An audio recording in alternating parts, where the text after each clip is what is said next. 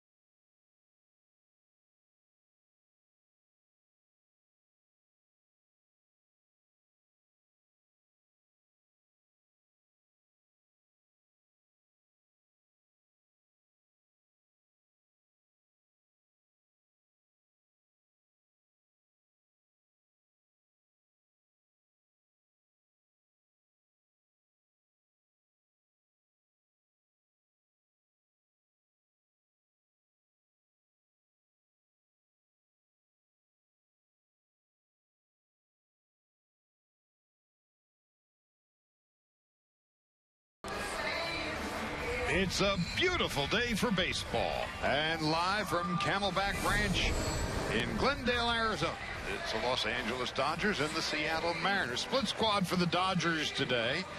Here in Glendale, they're facing the Seattle Mariners. In Maryville, about 10-15 miles from here, they'll be facing the Milwaukee Brewers. Over there, Zach Lee and Julio Urias will be pitching, and we'll be giving you reports on their progress as they pitch this afternoon. Starting for the Dodgers here in Camelback Ranch is 30-year-old left-hander David Huff. Southern California boy, grew up in San Diego, lives in Huntington Beach, and a first-round pick for the Cleveland Indians out of UCLA back in 2006, and he is looking to hook on either in the bullpen, perhaps down the road as a spot starter. Erasmo Ramirez, who's going to be starting for Seattle today, pretty much the same situation. In the case of Ramirez, he is out of options, so both pitchers with a lot to show today. Justin Ruggiano, one-time Dodger, will be leading off for the Mariners. Ricky Weeks, the former Brewer, bats second in left field. Franklin Gutierrez, a DH, hits third. Jesus Montero at first base. DJ Peterson at third base. Stephan Romero at right field. Willie Bloomquist is the second baseman. Chris Taylor the shortstop. And Jesus Sucre is the catcher and batting ninth. First pitch is a strike from Huff, and the second pitch is popped off to the right and heading toward the stands and out of play is Adrian Gonzalez. Runs out of room. A lot of wind today blowing in and toward right field, and that'll be a factor. It's going to be a factor, and it's going to be a catch the ball by committee and make sure that you do not give up on a ball, not only defensively, but also from a hitting standpoint. And we may see a few people chasing the baseball around the field here today, and especially if it picks up any more. So quickly, Huff is ahead 0-2, and the lefty deals inside and low. 1 ball, 2 strikes. Defensively for the Dodgers today, Uribe at third, Rollins at short, Kendrick at second, and Adrian Gonzalez at first. Here's a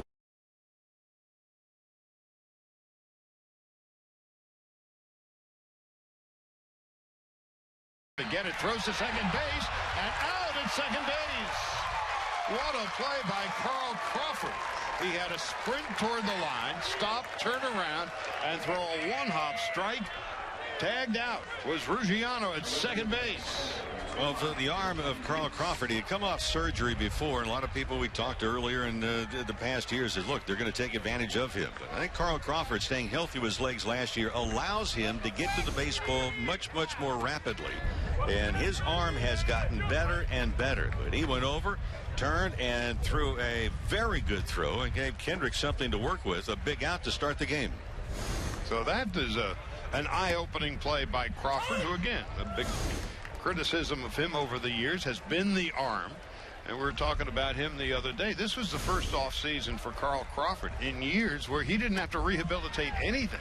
He just got himself into great shape, and he just unlaunched a great throw. Ricky Weeks is the batter, and quickly Huff a quick worker as this game is moving right along. No balls and 2 strikes. Franklin Gutierrez is on deck. Huff stands on the third base side of the rubber. The lefty deals. Fouled off to the right and out of play. Charlie, one more comment about that play by Carl Crawford.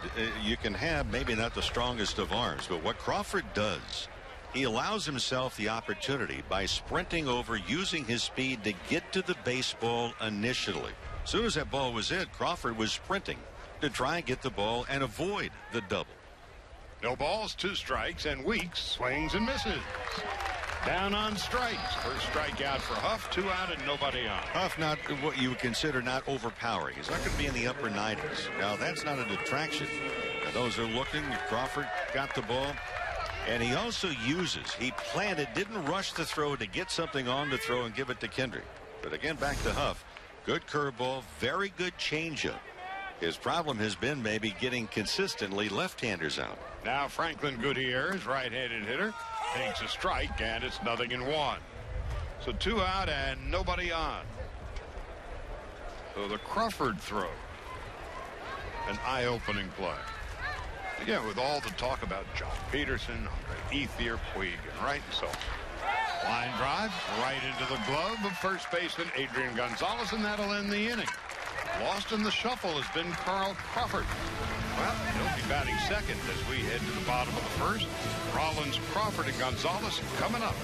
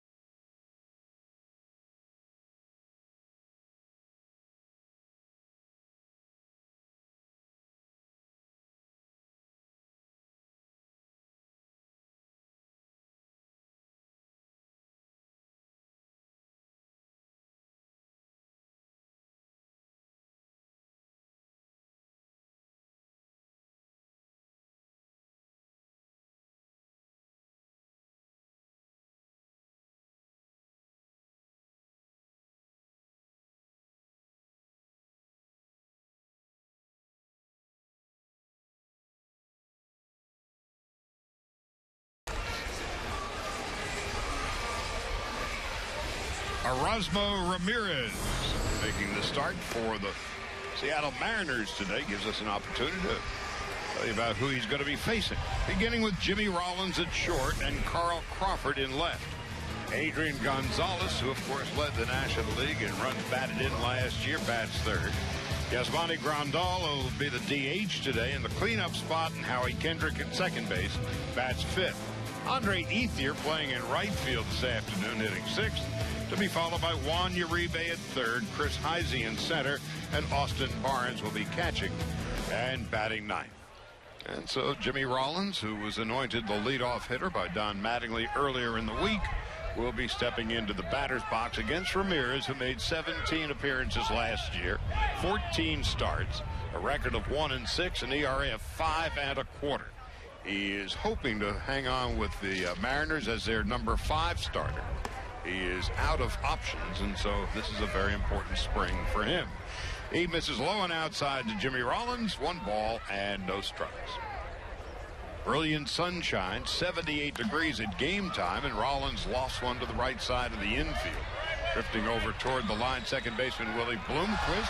He can't make the play. Either can Jesus Montero, and the wind immediately impacting that play. It drops between them in foul territory. Watching Montero, as soon as the ball was hit, Montero did not see the ball. He caught the ball late as far as visually. And you just cannot, you have to be on the balls of your feet if you're going to be battling the wind here this afternoon, and you need some help in that spot right there. And Montero by trade is a catcher. Bloomquist was camped underneath the ball initially at a conventional spot at second base and started sprinting toward the line, and then it dropped between them in foul territory. So Rollins gets a break. It's 2 balls and a strike. Crawford on deck. Adrian Gonzalez to follow. The pitch to the switch hitting Rollins. Line drive, right field, foul. Into the stands. Jimmy Rollins is just the veteran that understands exactly what you have to do. There's a guy with 4 Gold Gloves, 3-time All-Star, National League MVP, and yet he comes in with all the enthusiasm of a youngster. Career .267 hitter, takes high and away, and the count is 3-2. Last year, .243 with the Phillies. He's still hoping to steal 25 bases this year. And he grounds one to the right side and into right field for a base hit. So Rollins on a full count. Singles to right. Jimmy is aboard, and Crawford coming up.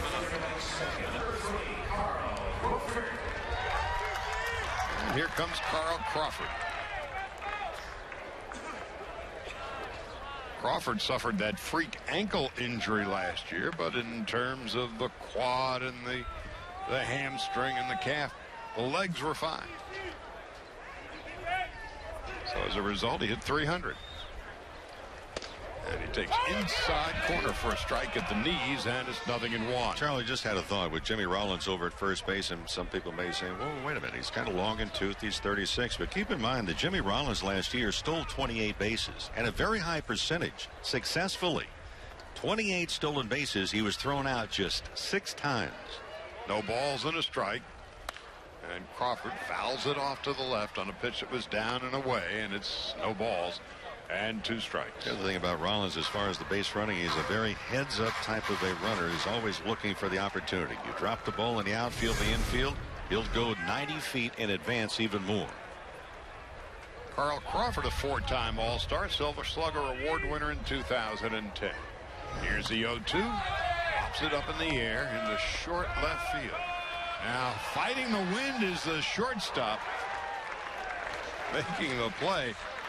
Chris Taylor made about 4 steps out toward left center field, then he came sprinting back in. It's going to be that kind of a day. Makes the catch.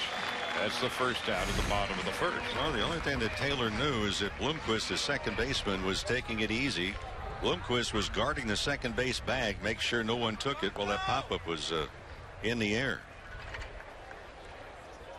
It's a beautiful day for everybody but the ball players on the field. Now Adrian Gonzalez, a high chopper into right field for a base hit. Rollins rounding second, and he will go to third. Wasn't hit terribly hard, but was one of those follow the bouncing balls. A high chopper into right, and the Dodgers have runners at the corners with 1 man out. Adrian Gonzalez makes contact and very controlled as far as the swing will continue. It's a monstrous year as far as the production last year. And now stepping into the batter's box, Yasmani Grandal. Switch hitter, batting from the left side. He and, of course, A.J. Ellis are expected to split duties behind the plate this year. Grandal, big rip, fouls it off to the left, and it's 0-1. Yeah, my pregame guest was the mayor of Boomerville, Steve Yeager. Former outstanding catcher with the Dodgers, part of that 1981 World Championship team. And he has his troops, the catchers, out here. It's still dark. The sun has not even arrived when his troops start to work. Grandal fouls it off to the left. The count is 0-2. You know what that also does is it adds camaraderie. And Grandal has bought into the program. First time they mentioned it to him, I think it was A.J. Ellis that mentioned, hey, by the way, catching corps here with the Dodgers, we're the first ones here. Maybe the trainers are here a little bit earlier. Trainers are always here. The medical staff, second to none, by the way. But the catchers, yeah, they work long and hard.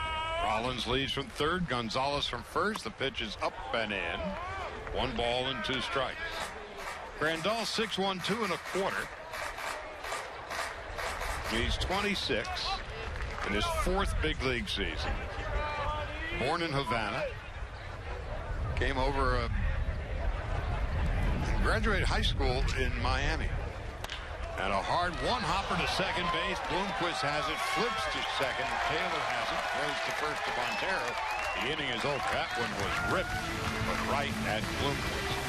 No runs, 2 hits, 1 left, no scores. We head to the 2nd.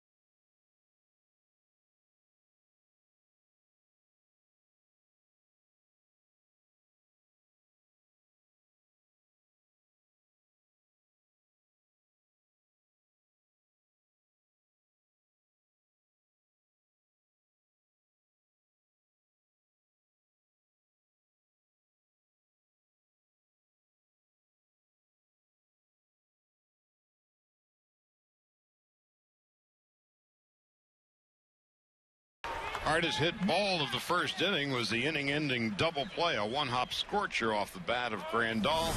Bloomquist to Taylor to Montero. We head to the top half of the 2nd inning. Clayton Kershaw, of course, with the magnificent 2 innings yesterday. Great way to start the exhibition season. And, of course, he will be the opening day starter on April the 6th at Dodger Stadium when the Padres come calling. Jesus Montero is the batter, and he takes a strike. It's 0-1. Montero took a good look at himself in the mirror in the offseason, dropped about 20 pounds. He's in great shape. Former Yankee, the 0-1, swings and fouls it off to the right, and it's 0-2. Always wondered how weird it is to look up continuously each spring, and you hear players say, I'm in the best shape of my life. Really? In Montero's case, he is swinging a foul back and out of play. But it's always struck me as a surprise is that, wait a minute, you know when spring training begins, why would you not be in the best shape? But there are some guys over the years, and especially, you know, you look back a few different decades. The 0-2 Montero swinging a fly ball into right center field. Ethier is there. He too is negotiating with the wind and gets the better of it, makes the catch, first out of the 2nd. Yeah, in the past you get guys on the banquet tour, and they would come in a little bit overweight and not into the best shape. Well, in the case of Montero, throughout his career, he's never in great shape. It just got by on his skill alone, and even then that began to regress. So He turned himself around. DJ Peterson steps in for the Mariners, and Huff delivers a strike. It's 0-1. Huff to this point has been a strike throwing machine. Peterson wears that very unique batting helmet with the protection on his cheek, on the left side of his face, right-handed batter. He takes a strike, 0-2. Very simple. He's what we're going to see also with down with the Marlins with Stanton. And Huff delivers a swing and a miss, and Peterson missed it by a country mile. 2 out and nobody on. And of course, Jason Hayward also wears that face mask. That's that off-speed pitch with David Huff. That's a tremendous pitch. Boy, you get ahead of a right-handed batter, then you throw that little dead fish that tails away. It's like feathers are coming out of it when you throw it. And a great pitch, and he gets Peterson. Stephan Romero is the batter, right-handed hitter, and he takes low on outside. 1 ball and no strikes. No scores. We're in the top half of the second inning, 2 out. Romero takes a strike on the outside corner.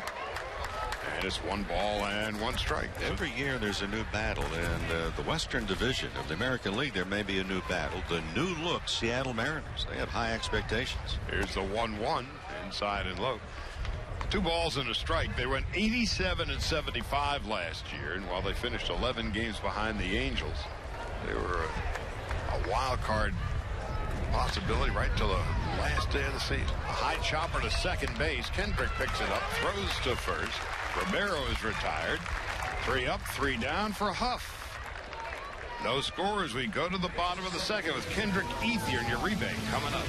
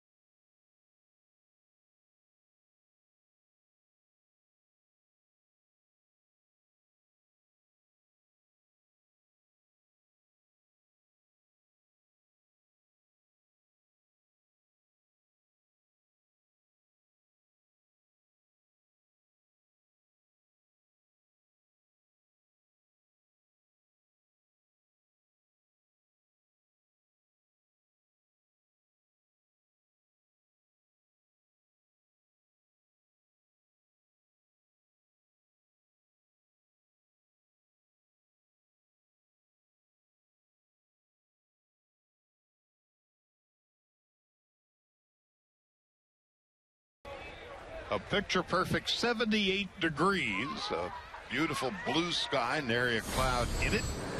But the wind is making life miserable for the defenders on this Tuesday, or rather Friday afternoon. Howie, Kendrick, Andre Ethier, and Juan Uribe to bat in the second inning. So the wind very much in the minds of the hitters and especially the fielders.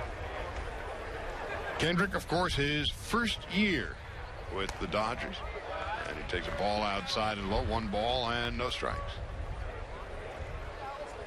Last year with the Angels, 293, 7 home runs, 75 runs batted in. The 1-0 from Ramirez is a call strike. 1 ball, 1 strike.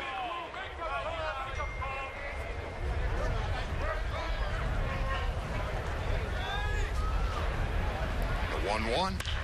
Grounded fair up the third baseline and rolling toward the sidewall. It kicks off there, and Kendrick will arrive at second base with a stand-up double. Howie Kendrick very quick with his hands. That ball just staying fair down that third baseline, and Kendrick runs pretty well on top of it, and he was immediately right out of the batter's box. Ball was down. Hands through the area. And the Dodgers a chance to get on the board here in the second inning. The Dodgers had first and third with one out in the first. But the hardest hit ball of the inning, Grandal, an inning-ending double play. And now Andre Ethier steps in. And of course, Ethier will be a story whatever he does this spring. Will he be here by opening day or not? Takes the ball outside and low, 1 ball, no strikes. Andre 249 last year with 4 home runs and 42 runs batted in. Ethier in point of service, the longest tenured Dodger. Little roller up the third base line. Got to be a tough play for Ramirez. It slips and falls, and Ethier's got him an infield hit. Even if Ramirez had fielded the ball cleanly, like Ethier was poised to beat it out anyway. Just watching Kendrick at second base. He got an excellent jump. That secondary lead. And as soon as the ball was hit, that he knew he could safely go over to third base. Third baseman was going to come in on top of it. But runners at the corners. And Kendrick, and those watching on television the simulcast, saw the excellent jump that he got off from second base. Well, one of the things that are notable about the addition of both Kendrick and Rollins, they're both really smart, intuitive players. Exactly. Now Juan Uribe with runners at the corners and nobody out in the second inning. Dodgers already with 4 base hits. Chris Heisey on deck. Austin Barnes to follow. Ramirez deals. Strike on the inside corner at the knees, and it's 0-1.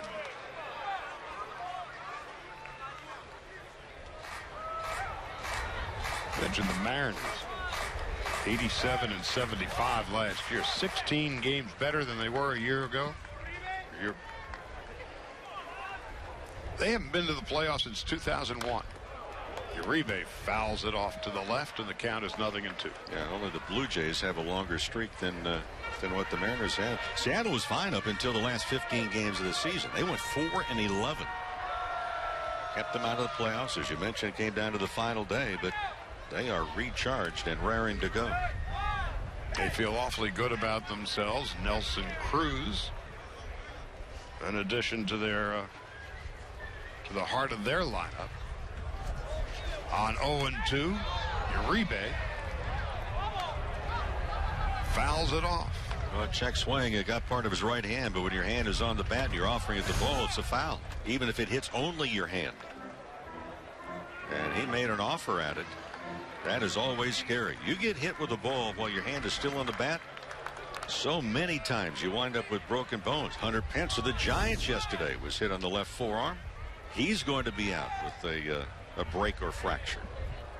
Couple of months. Here's the 1-2. Ground ball knocked down by Ramirez, who now underhand flips it over the head of the catcher Supre all the way to the backstop. In to score is Kendrick. Going to third is Ethier.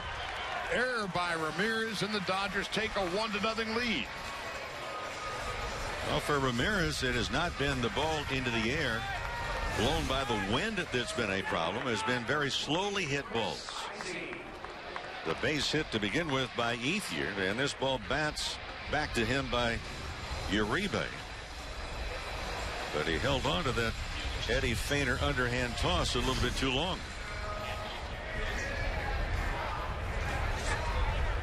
So a fielder's choice and an error. And the Dodgers lead 1-0.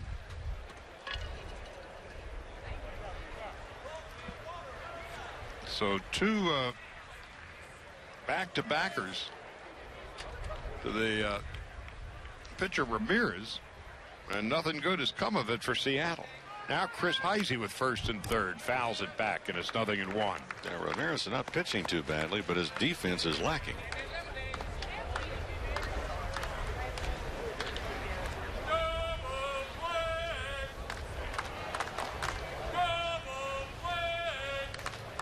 So Ethier's at third base. Uribe is at first. Still nobody out. A run in bottom of the second. Ramirez set at the chest. Here's the pitch. Popped up in the infield. Willie Bloomquist on the right side makes the catch. Heisey is retired, first out of the second. Austin Barnes at the beginning of the day was figuring to be the DH. Yasmani Grandal was supposed to catch. Now, during batting practice, apparently Grandal fouled one off his foot. And so they decided, Grandal, you catch, or you DH today, and Barnes will catch. But Grandal in the lineup and bounced into a double play in his first at-bat. And Barnes with a fly ball straight away center field. Ruggiano is there, tagging, and on his way home is Ethier. Now throw down to second base where Uribe advances. Ruggiano with a mistake. There's no way he was going to be able to get Ethier with the throw from center field, and that simply allowed Uribe to take second base.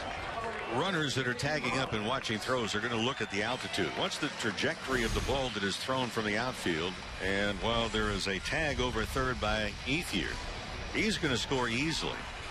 But heads up base running by Juan Uribe. He's not blessed with the best base running speed, but he was right on top of it as soon as he saw the ball was thrown into the air too high. He takes off. Tell you what about the Dodger infield. They all, Uribe, Rollins, Kendrick, and Gonzalez, all have baseball smarts. It's a good group. So at second base with two out is Uribe, and Jimmy Rollins takes a strike and is 0-1.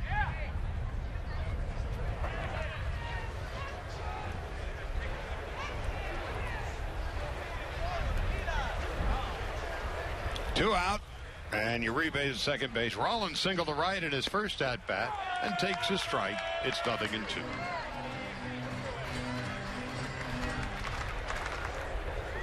A veteran group, this Dodger infield. No balls, 2 strikes, and 2 out.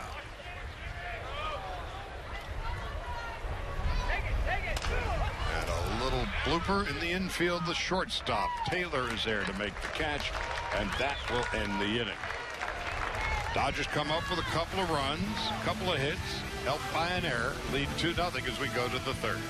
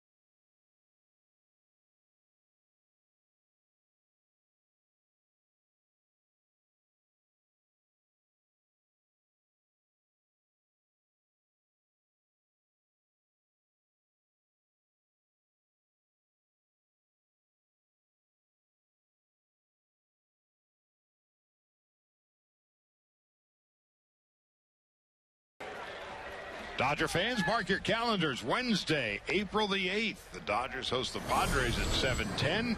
And the first 40,000 fans in attendance will receive an adult replica pullover jacket presented by Bank of America. To secure your tickets, visit Dodgers.com/promotions. New pitcher for the Dodgers. Veteran right-hander Dustin McGowan, 33 in his 10th big league season. Blue Jays last year, 53 games, 8 of them for starts. Dodgers figure he'll be in the bullpen this year. He delivers a strike, and it's 0-1. And for McGowan, trying to keep him healthy, he's had a series of injuries between 2008 and 11. He really had difficulty consistently staying on the field. Hopefully those injuries have gone to the wayside. McGowan deals a swing and a foul back and out of play. Willie Bloomquist is the hitter. No balls and 2 strikes. Now, McGowan was a #1 pick in 2000 by the Toronto Blue Jays. He's a big guy, 6'3". He can throw hard. Bloomquist in his 13th big league season. McGowan deals. The 0-2 is way high, overthrowing it. 1 ball, 2 strikes. Bloomquist broke in with the Mariners in 2002. A couple of years in Kansas City, a season in Cincinnati, 3 years in Arizona, back to the Mariners last year. Now the 1-2 from McGowan. He rolls it foul off to the left and out of play. Willie Bloomquist. Born and raised just outside Seattle. Well, the talk is also is that McGowan has impressed people by his work ethic, the way he goes about his job. He's been very professional. The righty deals on 1 and 2. Bloomquist comebacker through the middle into center field for a base hit. So Bloomquist is aboard with a leadoff single to center.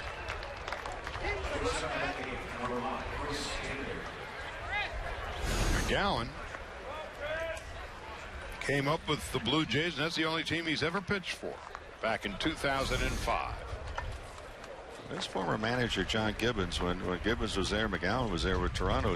Gibbons said, look, for a power pitcher, said, here's a right-hander has a pretty darn good changeup to go with it. Now the hitter, Chris Taylor. Fouls it back, and it's 0-1.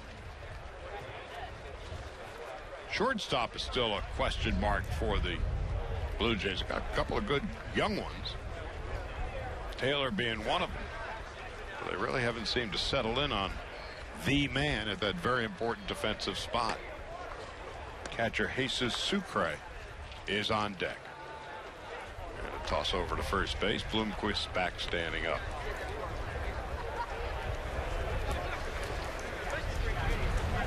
The middle of the Mariners lineup is going to be very tough. Cano and Nelson Cruz, Kyle Seager, and Logan Morrison. Line foul off to the right and out of play, 0-2. And as you mentioned, the Mariners have not been to the postseason since 2001, and they think they have a real chance this year. Pitching is solid, bullpen is terrific.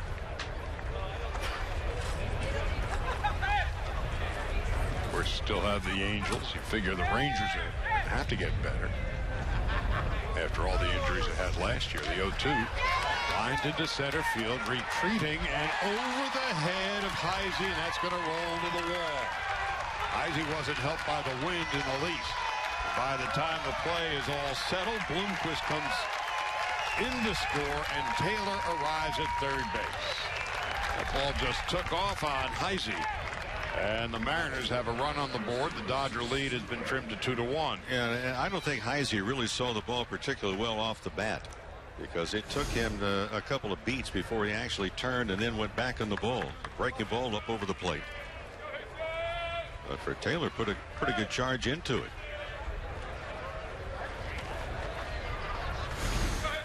For an outfielder that has a lonely feeling when you know you have to run to the wall.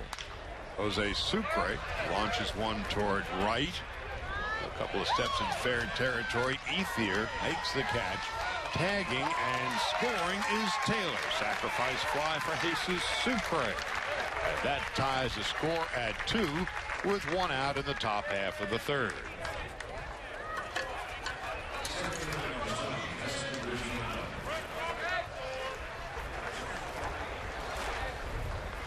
Now Justin Ruggiano coming up. Ruggiano single to left, tried to make it into a double. And Carl Crawford made a terrific spin move near the line and threw a one-hop strike to get Ruggiano at second base. That's how the game began. As McGowan misses low and outside, 1 ball and no strikes.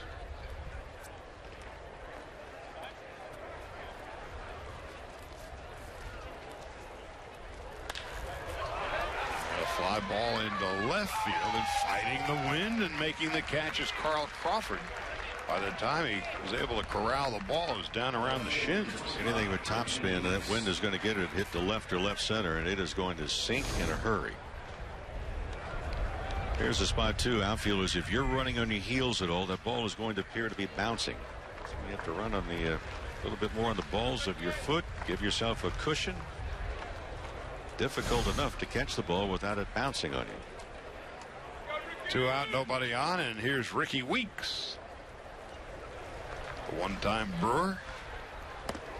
Takes low and outside. 1 ball and no strikes. Charlie, earlier is it a check swing by Uribe? The ball kind of glanced off of his hand. And just looking at a report, Daniel Murphy with the Mets was hit on his hand. Had to leave the game in that exhibition in Florida, and X-rays are being taken. The 1-0. Weeks swings and misses. And is 1-1. That was the Mets and Tigers, and Daniel Murphy hit by David Price. It's so difficult to protect hands when you're a hitter. In case of Hunter Pence, who was just above the wrist, he's going to miss 2 months. McGowan, this is outside and low, 2-1. Meanwhile, David Huff, 2 very good innings for the Dodgers today. 20 pitches, 18 strikes. 2 strikeouts, no walks. Gave up a hit. McGowan on 2-1. Grounded to the right side. Gonzalez has it. Backhanded flip to McGowan covering at first. That ends the inning. But the Mariners come up with a couple of runs and a couple of hits. We'll go to the bottom of the 3rd. And Mariners and Dodgers tied at 2.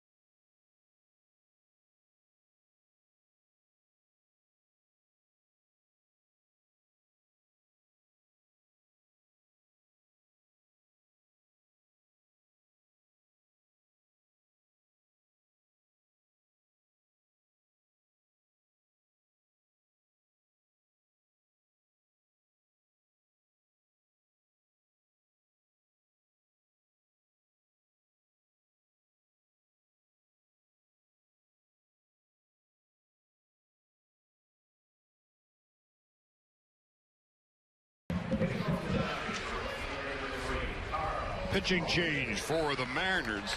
Left-hander Tyler Olson on in relief of Ramirez, who went 2 innings.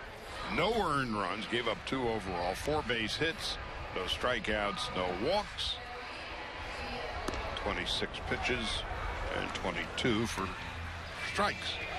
Pitching change brought to you by In-N-Out Burger. No freezers, no microwaves, no heat lamps ever. At In-N-Out Burger, when it comes to burgers, fries, and shakes, always fresh is the only way. Why not stop in after the game? Olson at A and AA ball last year. Record of 12-8 and 27 starts. ERA of about 3.5, and opposing hitters hit .256 against him. He was effective against left-handed batters in particular. Hit barely above 200. And he led the Mariners in their minor league system in victories with 12. 7th round pick out of Gonzaga. So here's Carl Crawford stepping in, tied at 2, bottom of the 3rd. Other half of the Dodger team over in Maryville. There's a high fly ball into short left field. Sprinting on out is Chris Taylor. The wind held that one up and made it relatively easy for the shortstop Taylor. Crawford is retired, 1 out, nobody on.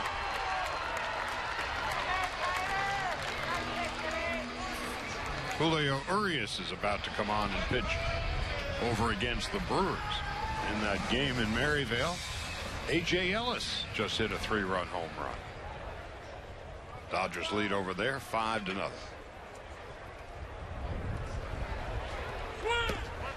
A strike on the outside corner to Adrian Gonzalez. No balls and 1 strike. Jock Peterson had an RBI single over there today.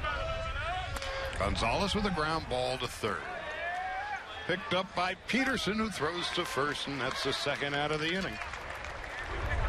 See why Olson was maybe effective against left-handed hitters, because he dropped down from the sidearm pitch to Adrian Gonzalez right there.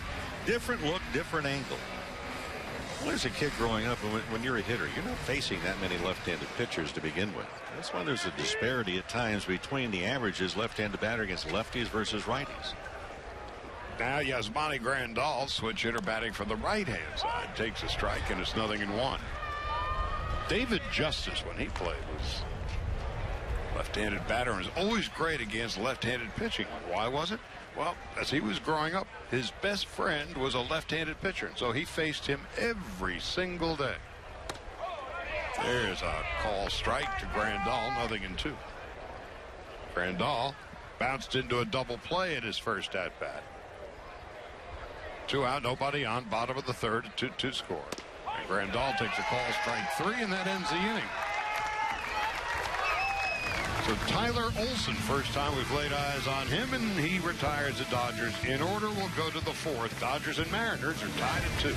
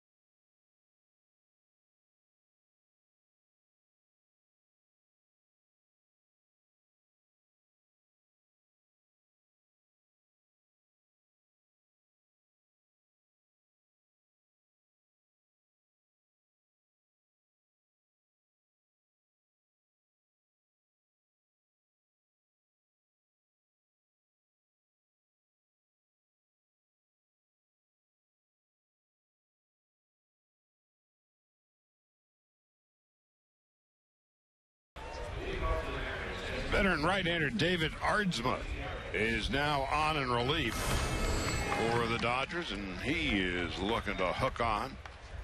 Boy, he has had quite a career, beginning with the Cubs in 2006 and the Red Sox, the Mariners, the Yankees. Most of the last couple of years at the minor league level, and he's been battling all sorts of injuries. But when right, he can throw with the best of them. Pitching change is brought to you by In-N-Out Burger. Fresh cut fries from real potatoes, shakes made with real ice cream, fresh toasted buns, and pure beef patties. At In-N-Out, that's what freshness is all about. Why not stop in after the game? So here is Aardsma looking to hook on in the Dodger bullpen, delivering a strike. It is 0-1. In 2009 with the Mariners, Ardsma recorded 38 saves, came back with 31 saves the following year. Here comes the 0-1. Delivering a fastball up and away. 1 ball and 1 strike. 6'3", 220.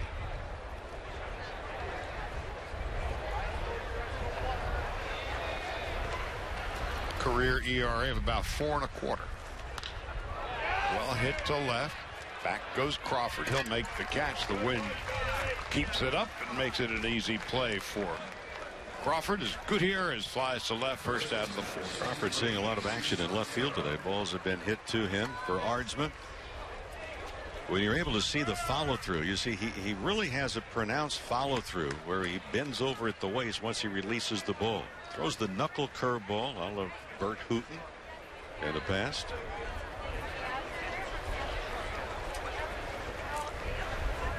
Now the hitter is Jesus Montero. High and outside, 1 ball, no strikes.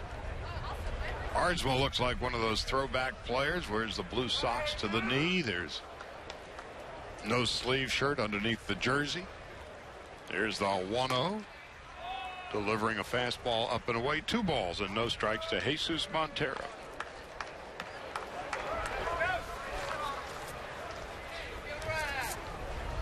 Two runs and 3 hits for the Mariners. 2 runs, 4 hits for the Dodgers. 1 out, nobody on. Top half of the 4th. Ardsma deals high and outside. And it's 3 balls and no strikes. Well, the pace of game rules that are going on. And again, there's that clock in between the innings out in center field. But again, hitters have to keep a foot in the box. But you better be ready. Ardsma likes to work rapidly. Here's a 3-0. Missing outside on 4 pitches. A walk to Montero. 1 out, 1 on, and DJ Peterson is coming up.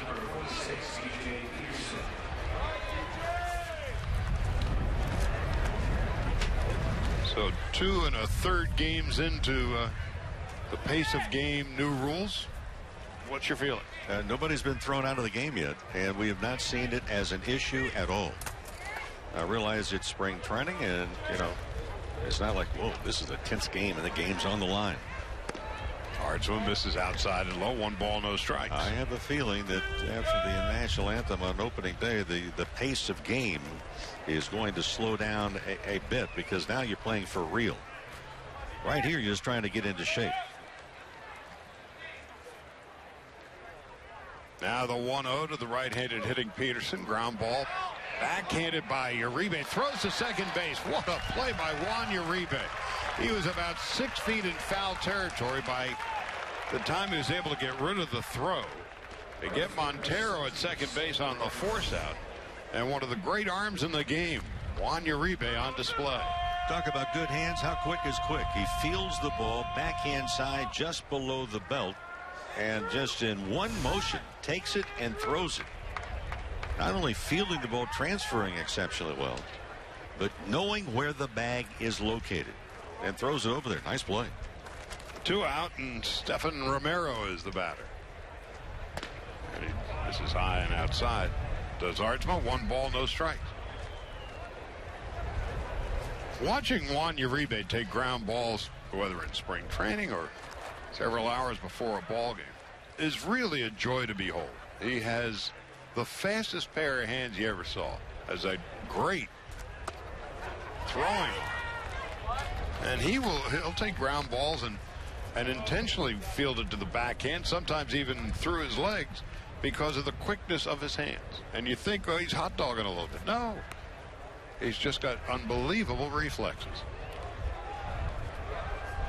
1 ball and 1 strike to Romero, who chops it foul toward the Dodger dugout. The count is 1-2.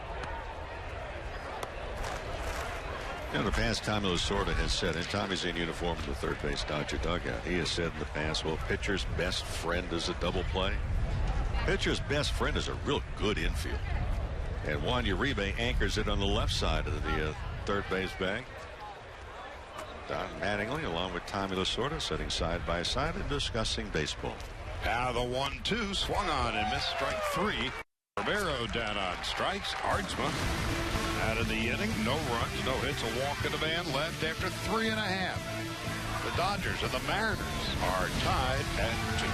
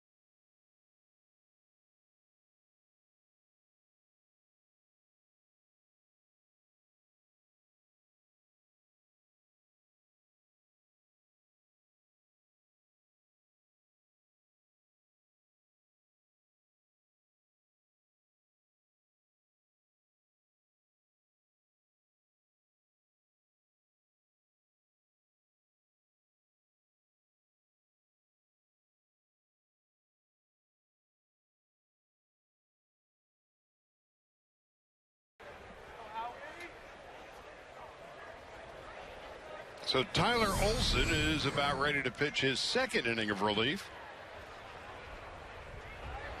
Julio Urias is now pitching for the Dodgers against the Brewers, where in Maryvale, Alex Guerrero has hit a home run.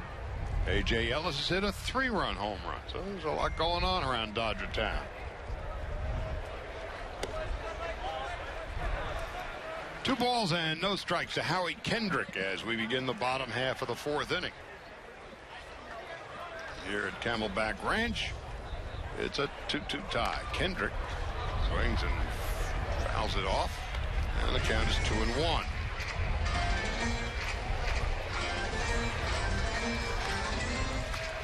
Double play combination with new people. Kendrick looks to his right and sees Jimmy Rollins, and Rollins now looks to his left and sees Kendrick.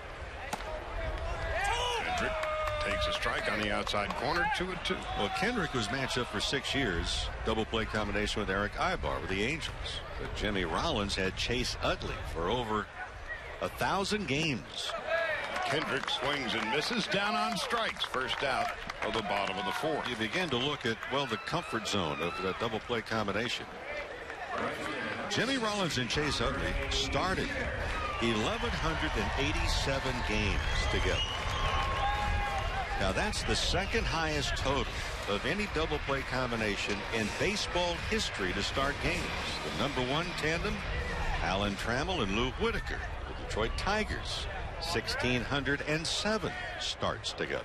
Now Ethier lines a rocket right into the glove of the second baseman, Willie Bloomquist. Ethier's retired quickly, 2 out and nobody on. So just talking about the double play combination, Jimmy Rollins again is saying that Kendrick feeds him the throws with much more velocity than he was used to with Chase Utley. Everybody has a preference on where they would like to have the ball in an ideal, in a perfect situation, coming across the bag as a lead throw on the front end of a double play. These two guys are doing everything but they're doing everything but driving the ballpark together. Now Juan Uribe is the hitter, and he takes a ball, 1 ball, no strikes. Uribe nubbed one back to the box, and a throwing error by Ramirez resulted in a run. We're tied at 2, and Uribe lines one toward the Dodger dugout and into it, and the count's 1-1. Hey, folks, a reminder that for every Dodger home run, Daniels Jewelers family donates $1,000 to local children's charities.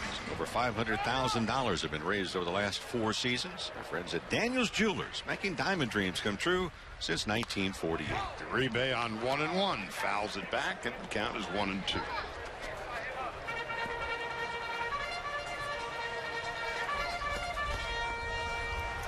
Whenever the two of us see Juan Uribe, one of the three of us will say to him or from him, we'll hear it, swing the bat. There's nothing understated about Uribe. Who loops one to second base off the end of the bat, caught by Bloomquist, and the Dodgers go quiet. Meanwhile, Tyler Olson has 6 Dodgers. He's retired all 6 of them. We'll go to the 5th. We're tied at 2, Dodgers and Mariners.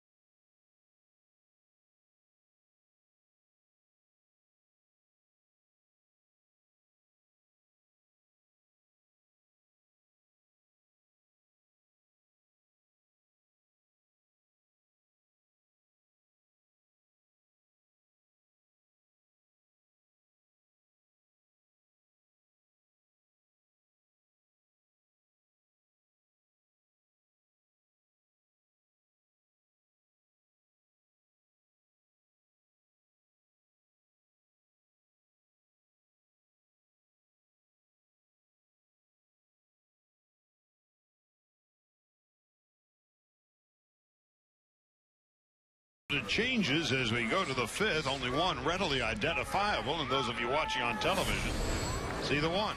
J.P. Howell, 68 appearances last year. 2.39 ERA. Opponents hit 183, but really struggled down the stretches. Perhaps fatigue set in. Well, J.P. was one of those guys that they could rely on pretty near every day. And here he is, the 3rd. Make it 4th Dodger pitcher of the afternoon. And the first batter he faces is Willie Bloomquist. And it's upstairs and outside. 1 ball and no strikes to Bloomquist. We'll get you caught up on all of the changes, and there were quite a few while you were away.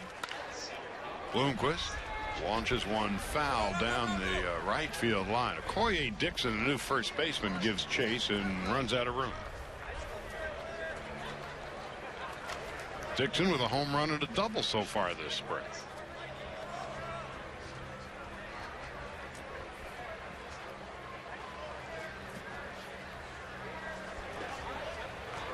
Chris Taylor on deck and Jesus Sucre to follow. Tied at 2, top of the 5th. Howell deals. There's a line drive over the head of Arizbel Arborena, who has taken over at shortstop for Rollins. Bloomquist with a leadoff single here in the 5th, and we'll pause 10 seconds for station identification on the Dodgers radio network.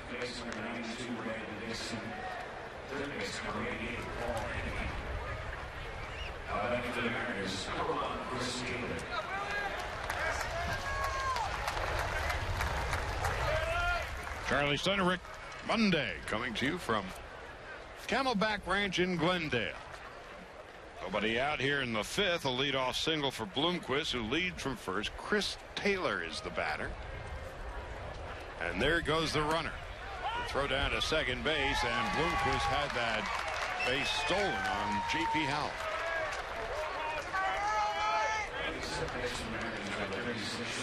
In Maryvale, updating Julio Urias, his first inning.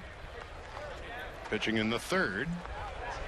Struck out a batter, walked a batter, struck out a batter on a wild pitch, advancing the runner, and then a ground out to second. So he got out of the inning with 2 strikeouts, a walk, and a wild pitch.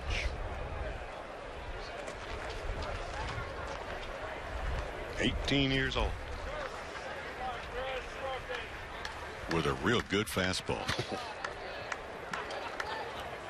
Bloomquist now leading from second. Pitch is inside and low to Taylor, who is squaring to bunt, and the count is 1-1. Okay, you're right, very rapidly. Only if you're ready to talk slowly. Okoye Dixon is at first. Brandon Dixon is at second. Arparenas, you mentioned, is at shortstop. Paul Honeke is at third base. We'll get to the outfield in a moment. So the right side of the infield has 2 Dixons. Okoye and Brandon. Yeah, Brandon Dixon, D-I-X-O-N. And Okoye Dixon, D-I-C-K-S-O-N. Malcolm Holland is left. Jarrett Cunningham is in center. Carson is in right field, and Sean Zaraga is doing the catching. Now here comes the 2-1 from Howell. Taylor bunts it foul off to the left. The count is 2-2. It's Chevy Truck Month. You can get great offers on the Silverado and the all-new Chevy Colorado. 2015 Motor Trend Truck of the Year. Chevy trucks, high-strength steel for high-strength dependability only at your local SoCal Chevy dealer.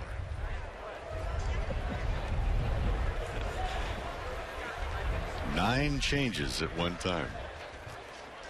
Well, one thing Don Mattingly has is a very good sense of humor. Pitch is low and inside. And stealing third base is Willie Bloomquist. Yeah, they didn't steal it off of Zaraga. They just flat out stole it off of J.P. Howell. Howell did not check. He did not change the rhythm, the cadence. So 2 stolen bases off Howell here in the inning by Bloomquist. The 3-2 to Taylor. Fly ball, left field. Well hit, on its way, and gone. A home run for Chris Taylor. So J.P. Howell gives up a leadoff hit. Bloomquist picks his pocket not once but twice, and then he surrenders a home run to Taylor. And the Mariners take a 4-2 lead.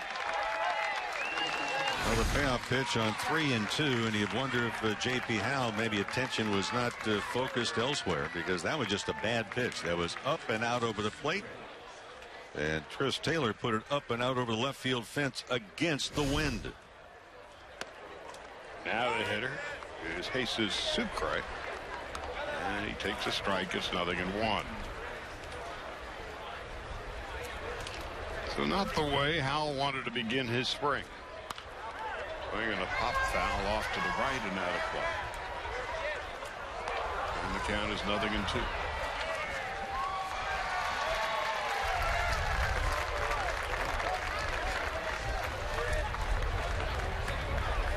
Now, who did you say was at third base?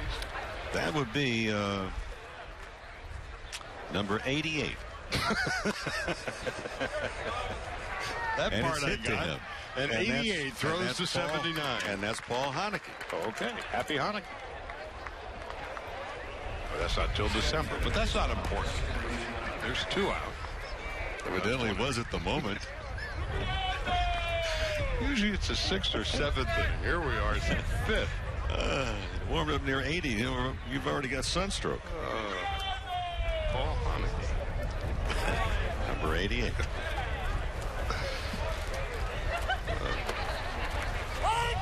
Justin Ruggiano, one-time Dodger, is the bat. For 12. Al delivers. And there's a call strike. 0-2 to Justin Ruggiano. And the left fielder is who? And What's on second? Malcolm Holland is in the left field. Number 82. Okay. It's on the right side of that sheet of paper. Oh, there he is. Way down there at the bottom. Bottom right. Here's the 1-2 on the way. Low and outside 2-2. Malcolm Holland. Yeah. Okay. Anybody else you want to know? Because you're a big. I can't even talk to you without an appointment. What are you talking? Ground ball to third. Happy Hanukkah picks it up and throws across the diamond. There's 2 out. I mean, you're a big deal. I have to call your receptionist to even say hello or goodbye or excuse me, Mr. Steiner. What did you have for lunch? You are going up in bright lights, and congratulations. Oh. Bradley University, and they are naming the Charlie Steiner School of Broadcasting. School of Sports Communication. Let's put it this way. I rarely went to school. Now they gave me one. Now they're keeping you there. That's right. That's actually for the great honor. March 31st, the dedication. Got 120 majors there. It's a big deal. Congratulations. I'll have my receptionist get back to you. No balls and a strike to Ricky Weeks. All right, it is down game 3, and my people have to call your people. No, my people will call you. Unlisted number now. Weeks takes low and outside 2-1. Well, anyway, meanwhile, back to the ball game. So they have a statue out in front of the building, or I just think your of it name as, on it, or I think of it as a. I don't know. I'll let you know when I come back, but I think there'll be a big pigeon target somewhere. Oh, I get it. 0-2. I get it. Oh, your picture's up there. It's a fundraiser, a continuous fundraiser, where you can throw the beanbag and that's it. Yeah, and a dunk little Charlie. cutout. Yeah, that's it. Now that's my kind of school. 2 balls, 2 strikes, and 2 out. Howell delivers high and inside. 3-2 to Ricky Weeks. That's a big deal. Congratulations. What's fascinating, and just dumb luck more than anything else, how many great broadcasters came out of Bradley University in Peoria in central Illinois. Howell delivers. Fastball call strike 3, and that will end the inning. 2 runs, 2 hits for the Mariners. 2-run home run for Chris Taylor. As we go now to the bottom half of the 5th, we are tied. Beg your pardon. Seattle 4, Dodgers 2.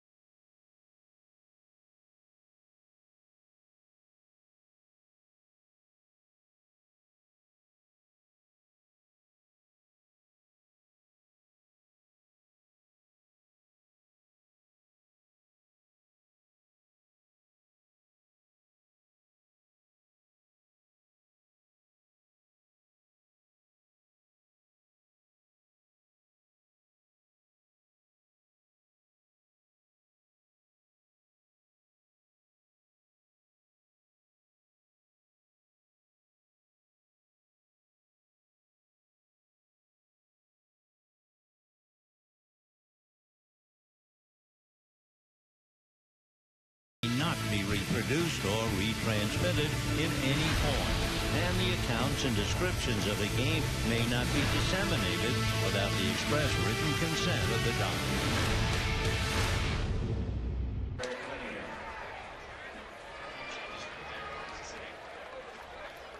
As we go to the bottom half of the 5th inning.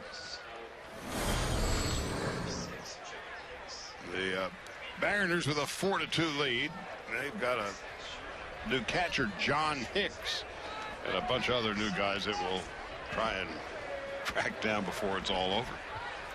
For those of you who might be listening on the East Coast, they're all too familiar with the snow that's been going on and the winter that you've had.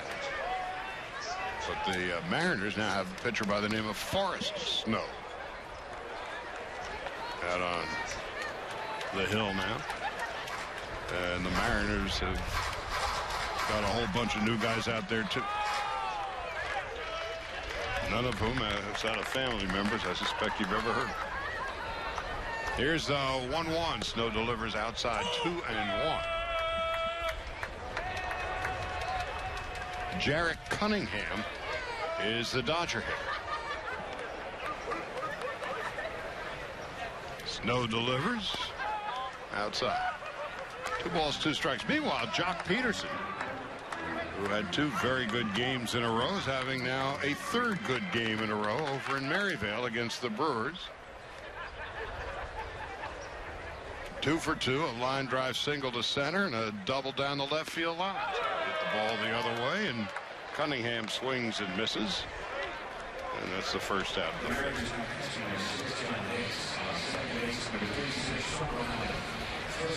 So one of the things I'm sure Jock Peterson wanted to do, again, spring training, was to get off to a good start so there would not be any pressure. Can he do it or not? Well, he's got 2 more hits today. Urias is out to pitch his 2nd inning over there, and pitch a shutout inning with 2 strikeouts in the 3rd. A.J. Ellis did a 3-run home run over there.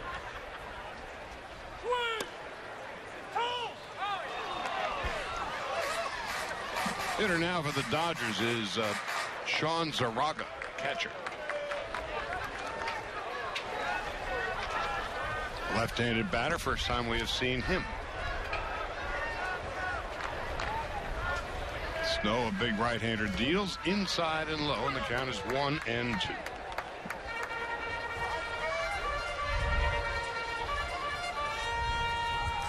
Well, we'll be back again tomorrow. Going to be over in Goodyear. Dodgers will face Corey Kluber. Fastball inside, and Zaraga has to get out of the way. The count is 2-2. Mike Bolsinger will go for the Dodgers.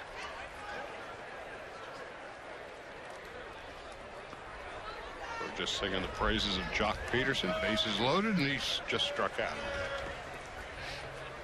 Here's 2-2. Zaraga takes outside and low, 3-2.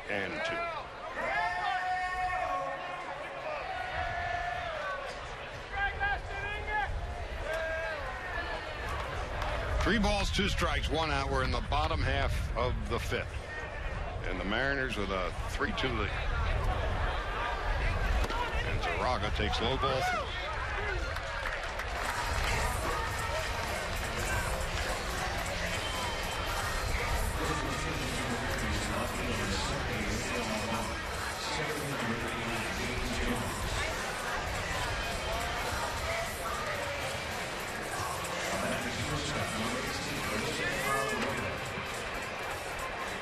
Reesbell Arabarena stepping into the batter's box.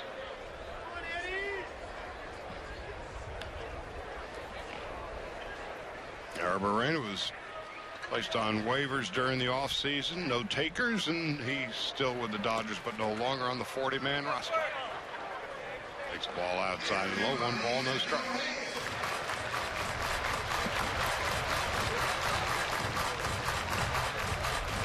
Well, they removed Arabarena from that 40-man roster. It needed some maneuvering room.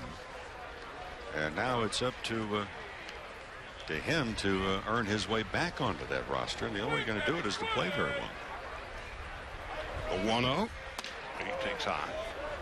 2 balls and no strikes. Well, there are a lot of moves obviously made by the new Dodger front office. 19 of the 40-man roster are new guys. Snow on 2-0. Arbarena, one hopper to short, third and over the glove of Peterson. Hard hop, base hit. Peterson's very fortunate that that ball was not directly in front of him with a hop that took. Well, watch your lips in the infield when you get hard hit balls, and it came up in a hurry. So it was hit hard by Arbarena. He's at first. Raga is at second. It truly is remarkable, Charlie, is that how quickly a batted baseball will get down. They call it the hot corner for a reason. You get a batted ball that's hit down there like that, and it hits, well, is it going to hit on the edge of the grass or actually hit onto the dirt? Good luck. Malcolm Holland is the bat. Swings and fouls it off to the right. And it's 0-1.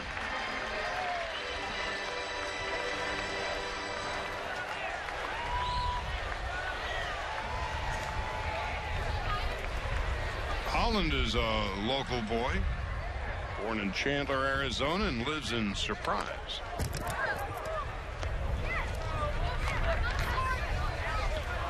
'33rd round pick of the Dodgers 3 years ago.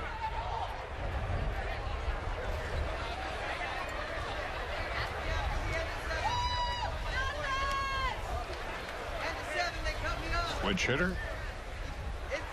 Listed at 5'11", 165. Swings and fouls it back, and the count is 0-2.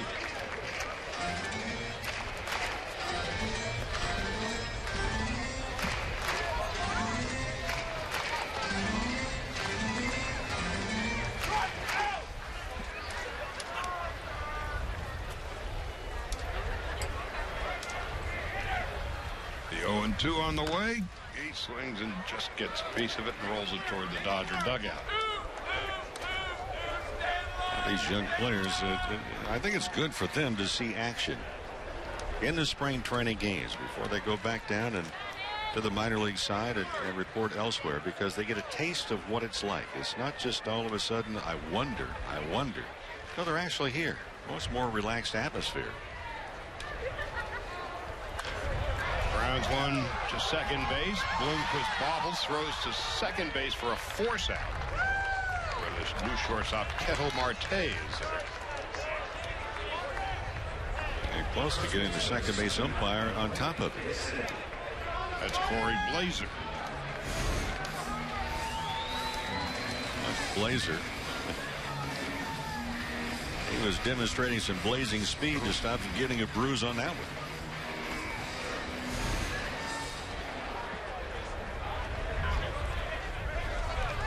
So 2 out runners, first and third. Bottom half of the 5th. And the fellas wearing the Mariners uniforms are leading the fellas wearing the Dodger uniforms 4-2.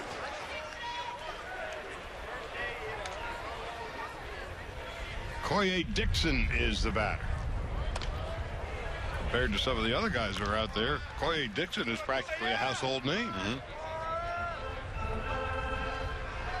Dixon with a home run and a double so far this spring. Last year at Double-A, 17 home runs and 73 runs batted in. Yeah, that home run that he hit the other day, line drive to left center. 1 ball, no strikes, first and third. A chopper to third. Foul ball. Third base umpire Trip Gibson with his hands held high, signaling a foul ball. That was on the radio side, the crowd reacting because Peterson did what you want the infielders to do. You go ahead and make the play. The umpire will call it, and then we'll sort things out. Well, the throw was low over to Montero, who did not hold on to the low bouncing throw. The crowd reacted on that, but the ball had already been called foul. 1 ball and 1 strike.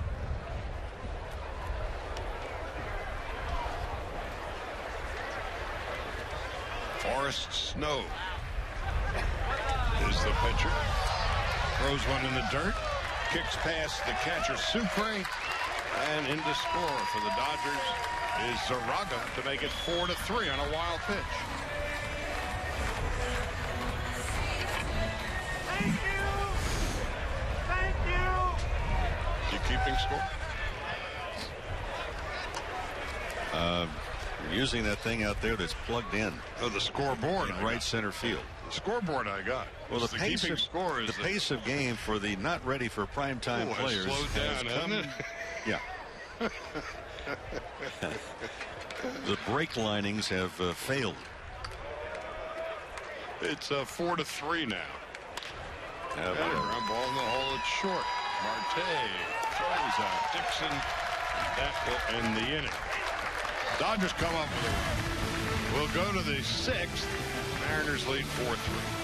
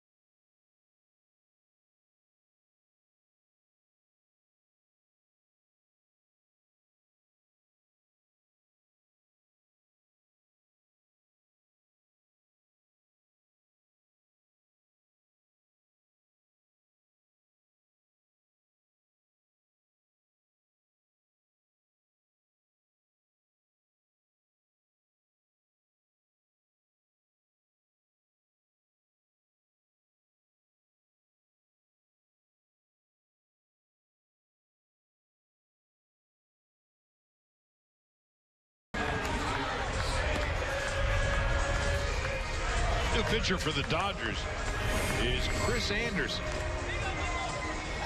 Made 25 starts at Rancho last year and single A ball. Went 7-7, a 4 2/3 ERA. He was a first-round pick of the Dodgers back in 2013. He's out of Minnesota, and he's a big fella. Throws hard, and now we'll get our first look at him this spring. Yeah, throws hard and also has a pretty good right over the top breaking ball.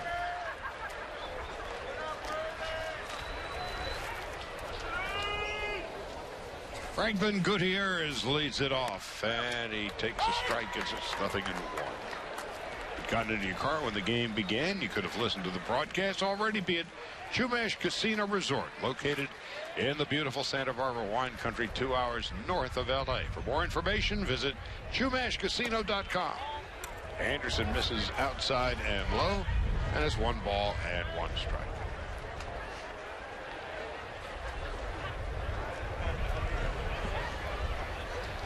(4-3) Mariners lead. We're in the top half of the 6th.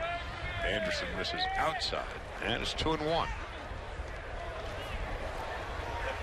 I don't know if you saw the highlights last night or this morning.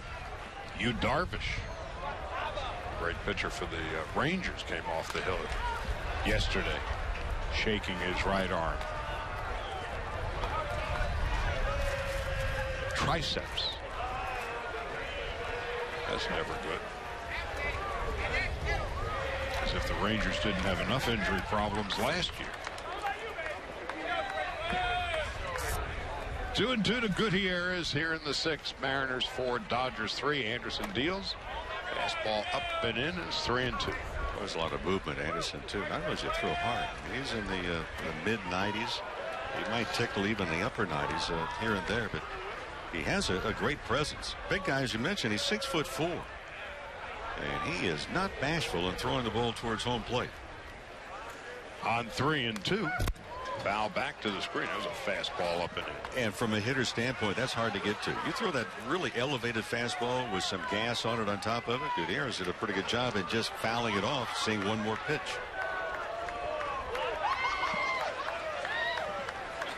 Back tomorrow, 11:30 pregame. First pitch at 12:05. It'll be a simulcast on Sportsnet LA. On 3-2. Into short left field. And making the catch is Malcolm Holland, sprinting in as Arena gives away.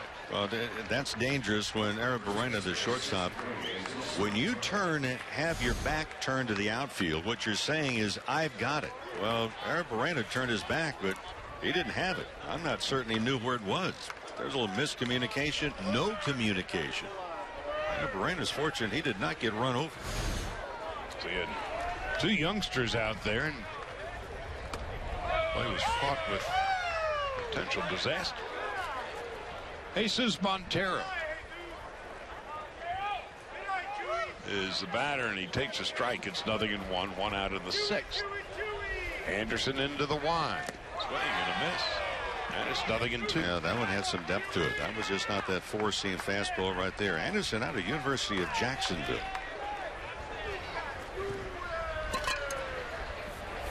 And a first-round pick. Yeah. Well, he was actually drafted lower previously out of high school by the Cubs. Chose not to sign. Turned out very well for him. On 0-2. Swung on and missed, strike 3. Gas up and in. Talk about late to the dance. Montero beaten by Anderson. That's 2 out, nobody on in the 6th. Yep. Late to the dance, and from a hitter's standpoint, it looks good to begin with, and then you realize you have run yourself into trouble. Now DJ Peterson coming up. Right-handed batter. Anderson cooking with gas, delivers a strike. It's 0-1. Watching Zaraka, he actually extended his left arm almost with the glove on it, really behind Peterson. No balls and a strike. Fly ball into right field. Matt Carson drifting toward the line. Looks like it's going to be trouble, and he makes the catch. About 3 feet fair. Boy, he was fighting the wind. He was fighting the sun. But he makes the catch, and the inning is over, and Anderson retires the Mariners in order after 5.5. Seattle 4, Dodgers 3.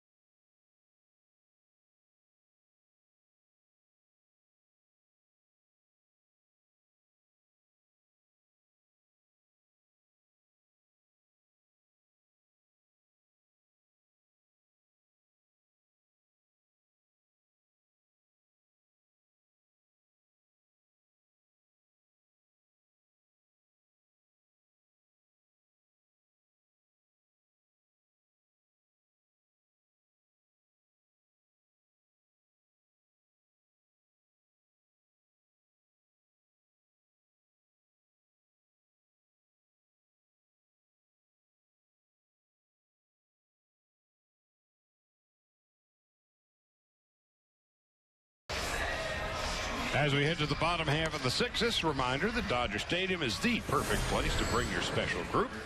Whether it's a company outing, celebrating a birthday, or raising money for a cause, do it here, and you'll receive great savings, experience special benefits, and share Dodger memories together.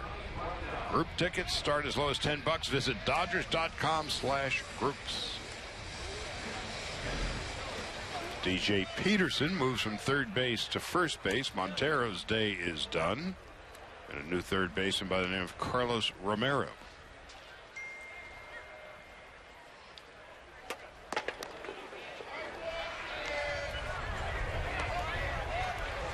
Because Bonnie Grandal will lead it off.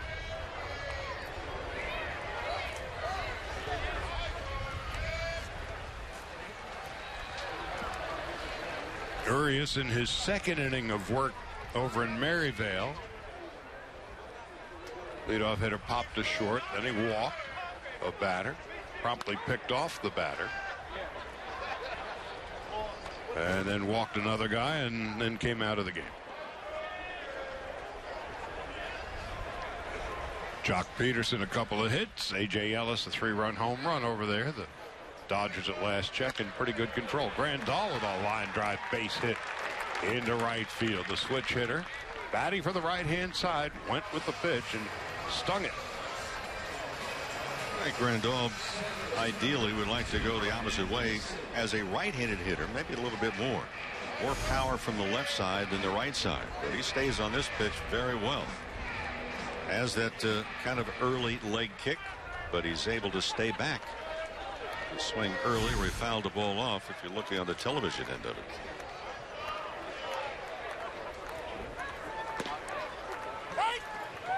Brandon Dixon is the batter. We're seeing a couple of youngsters that we've never seen before today. Dixon, a right-handed hitter. At A-ball last year, hit .260. 9 home runs.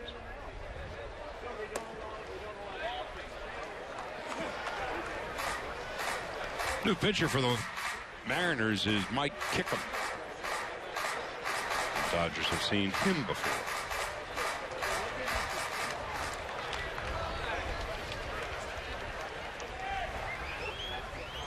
Left-hander set in the belt, stands on the third base side of the rubber. Swinging a slow roller to first base.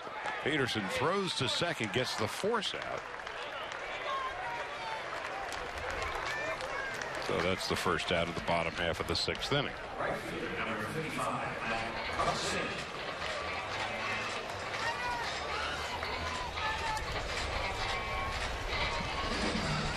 And Matt Carson is coming up.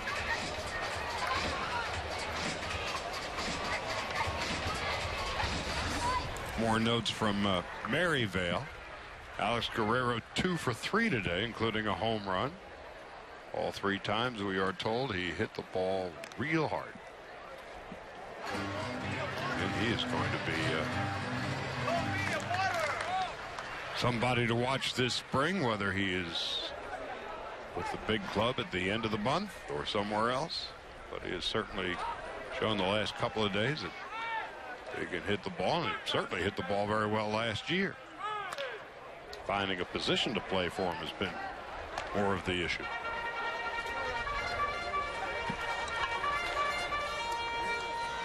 For Carson, Southern California product. He was born in Newport Beach, lives in Temecula. He was the Yankees' 5th-round pick out of BYU 2002.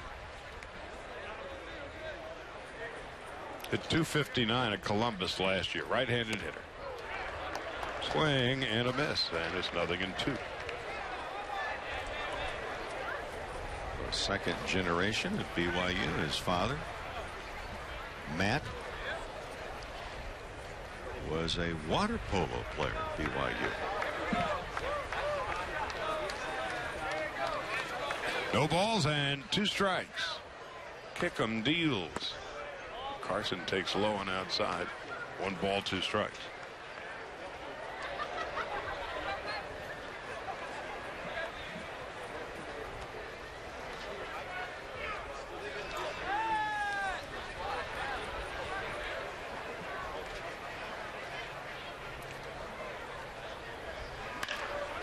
Hard ground ball foul down the third baseline. Lorenzo Bundy had to get out of the way.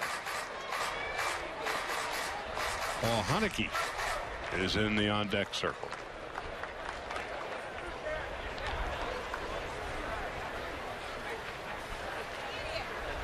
So both teams now are playing with not ready for primetime players quite yet. Here's the pitch. Check swing, foul off to the right and out of play. But they're getting their feet wet. Getting a taste.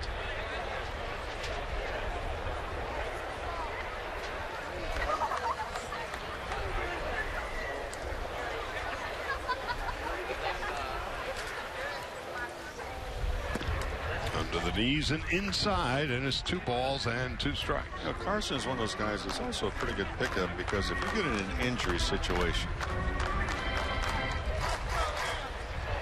he has some experience with Tampa at the big league level with the A's, with the Twins and the Indians. Now the 2-2 from Kickham. Low and inside, 3-2.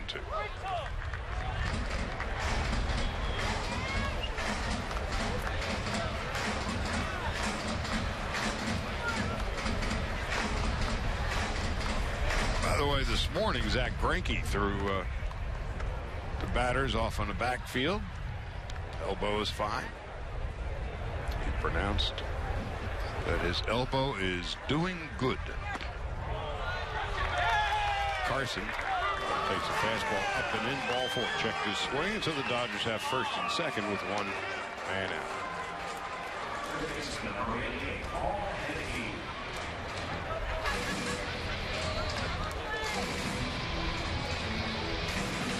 Of course, Kershaw had the great game yesterday. Rio appears to be progressing. Was watching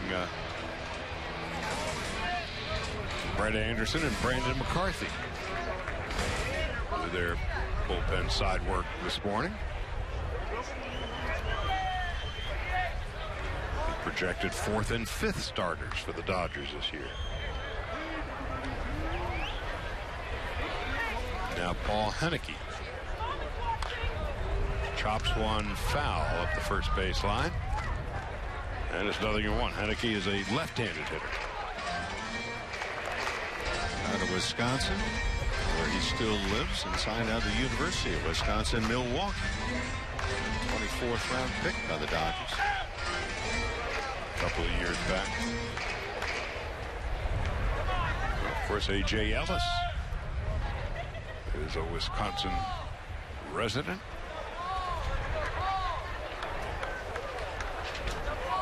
A.J. a 3-run home run today in Maryville. And the ball outside and low. 1 ball, 1 strike to Haneke. For Haneke, trying to get some consistency with the bat. He can swing the bat. It's not really hit for a high average during the regular season. But if you look back 2012, he led all of the batters here in the Arizona League. He hit .382. 128 games at Great Lakes. He hit 27 home runs. He hits a hard ground ball to second. Force out at second base, but the shortstop, Cartel Marte, throws it away, and that allows the Dodgers to score the tying run. That ball was hit very sharply. O'Malley at second base made a terrific stop on the ball to begin with. But as shortstop Marte throws it away, we're tied at 4. Oh, nice stop. Sharply hit. 2 out, 4-4 tie. And now Cunningham is the batter for the Dodgers. And he takes outside the low, 1 ball and no strike. Yeah, that's a play really that Peterson would have been well advised to come off the bag sooner and save the throw and save the run, but he tried to stay on the bag and make the play. And it would cost him. Jarrett Cunningham, right-handed batter. What makes this game difficult is you have to make the snap decisions, and you're either really right or really wrong. So many different times. And, you know, these are the games, too, that guys are playing out of positions. Slowly hit to short. Marte bobbles the ball. That's his second error in as many plays. So now it's first and third and 2 out.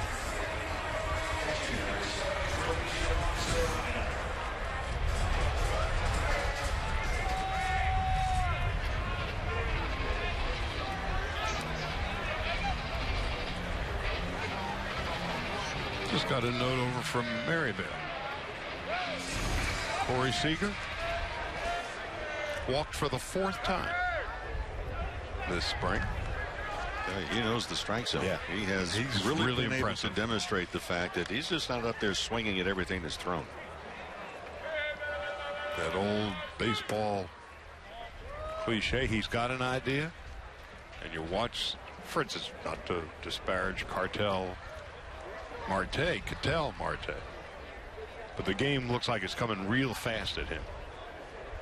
Seager, on the other hand, just watching him play, he's got a presence about him. He's got a couple of hits, 4 walks.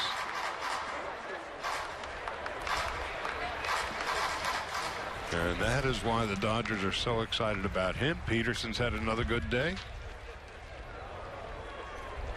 Here comes the 1-1. Inside and low, 2-1. Sean Zaraga.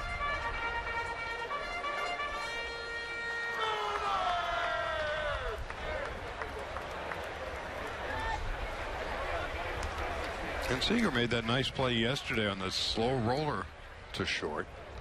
Here's a 2-1 ground ball, right side base hit. Zaraga with an RBI single. And the Dodgers take a 5-4 lead.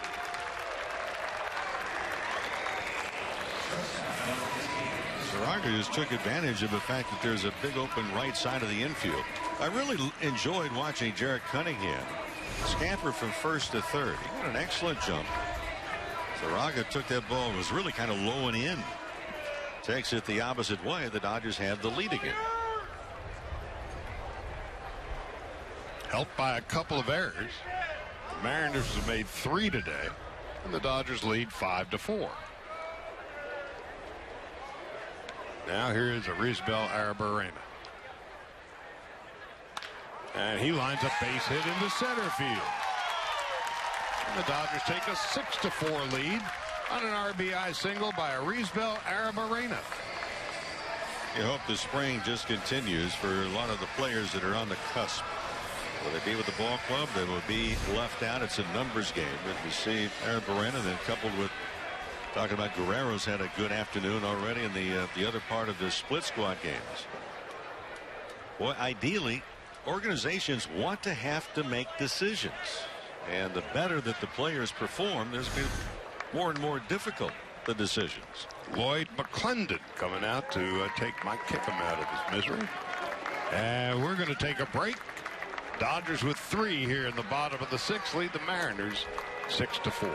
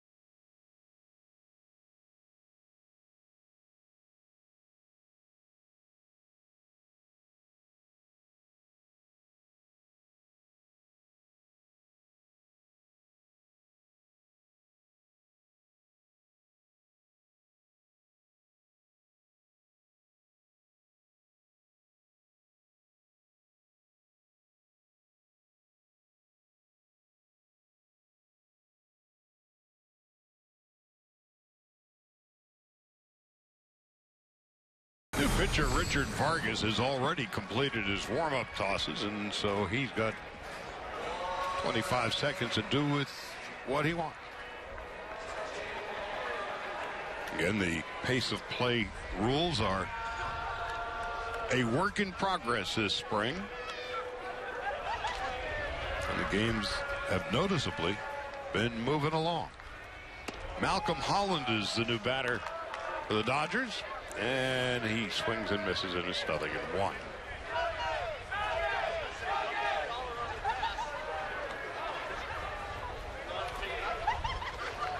Well, one of the things that has been noticeable, again, is just 3 games in. Ground ball to the right side. Bobbled briefly by Bloomquist. Picks it up, throws him out, and that'll end the inning.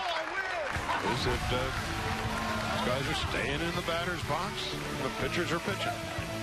We will go to the 7th. And the Dodgers now lead the Mariners 6-4.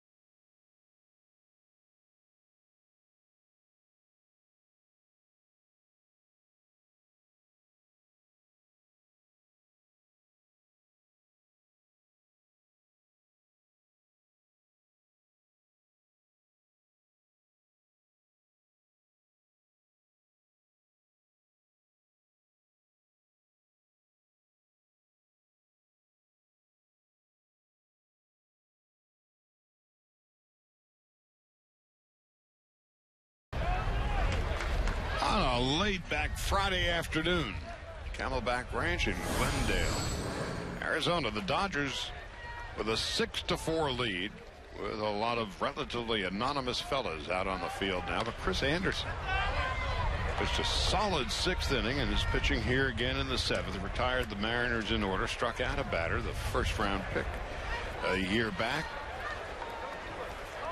Throwing to Stephan Romero as we begin the 7th inning. Romero is 0 for 2. Fastball up and in, and the count is 1-1. We're in the top of the 7th. And if you're not in the stadium, you certainly can bring home the taste of the Dodgers' world-famous Chef Burrito loaded nachos by driving to Ralph's and buying Chef Burrito's carne asada season. Now the 1-1 is up and in and 2 in, as Romero just takes a glancing blow hit by a pitch.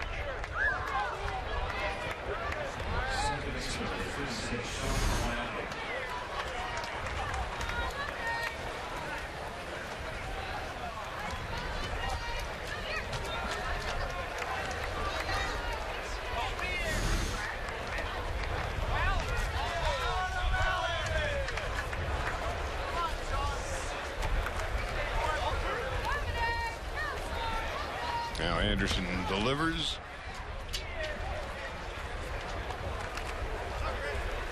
To Sean O'Malley, left-handed batter.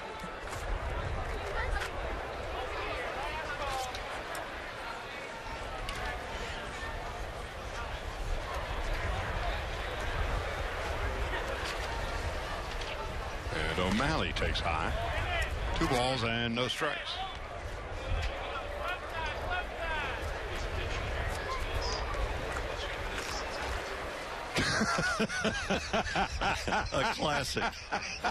A classic announcement just made on the PA system in the press box. John Chapper. There's going to be a double play here, 4-6-3. So there's a pinch runner at first base. We'll let you know who it is as soon as he turns around. Well, he's not on the field long enough. We'll never know. Nice going, Chap.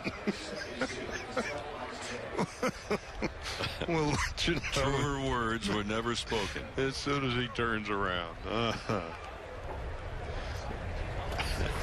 Well, Gordy Lara, we just found out, has come and gone. He wasn't on the field long enough to be identified.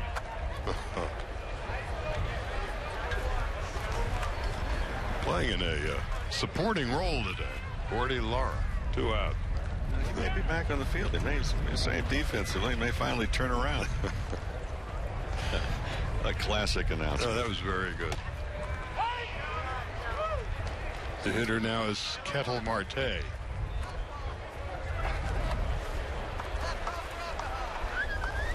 Well, Phil Rizzuto up there in the heavens. It's a big WW today, pal. Multiple. Here's the 1-1. Hard ground ball. Foul at the first baseline past Okoye Dixon. You asked me earlier if I was keeping score. Are you? A reasonable facsimile. As best we can. Oh, man.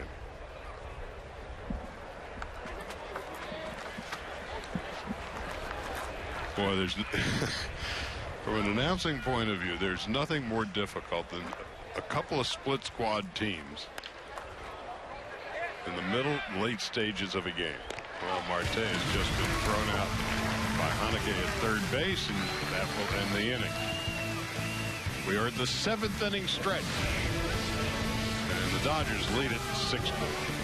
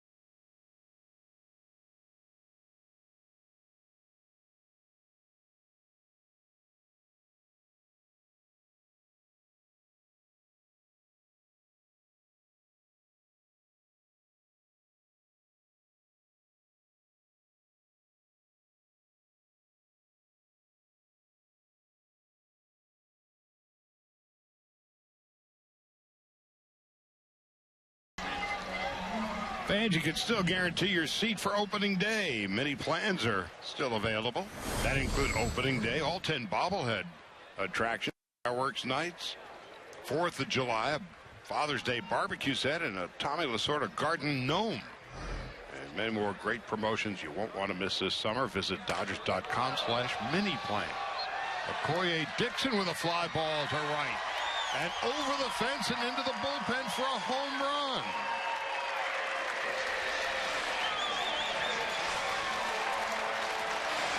Okoye Dixon with his 2nd home run of the spring. He's also got himself a double, and the Dodgers take a 7-4 lead. Boy, that's a powerful swing. Goes the opposite way. And for Dixon, he's hit it really into the crosswind. But watch the power. The pitch is away. He goes with it. And that ball just kept going and going. So the Dodgers with a 7-4 lead.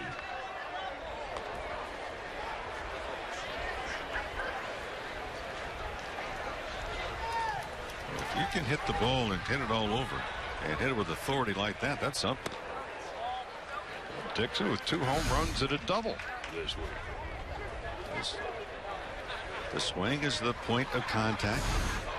He just stayed back, went with it.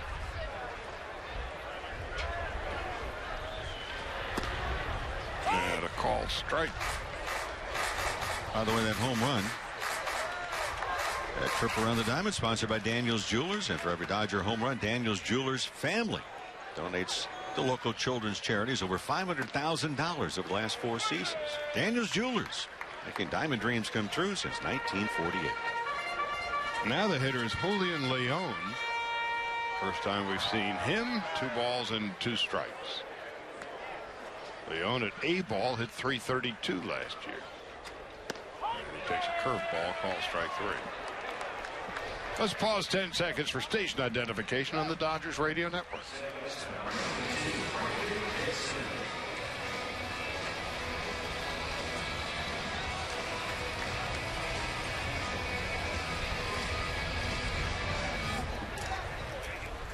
Charlie Steiner, Rick Monday, coming to you from Camelback Ranch, Glendale, Arizona. The Dodgers a 7-4 lead.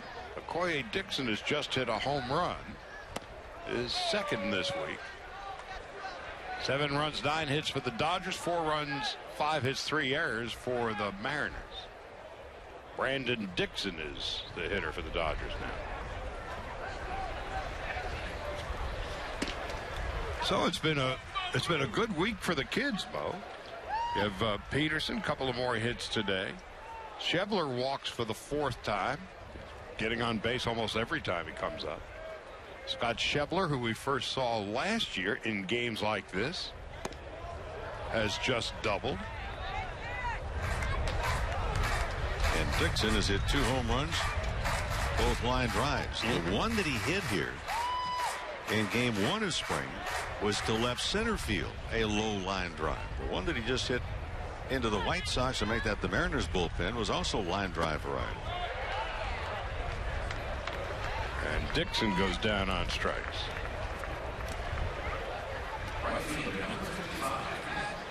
Zach Lee gave up nothing today, couple of innings, no hits.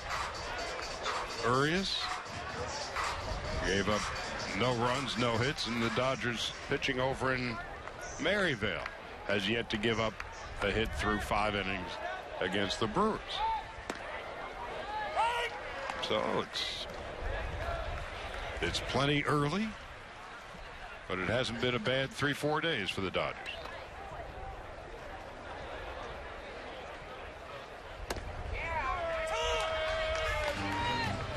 And most importantly, everybody's healthy. Matt Carson is the batter. No balls, 2 strikes, 2 out, a run in, bottom half of the 7th. Dodgers lead 7-4. And he fouls it back and out of play. 6,956 are watching the kids today.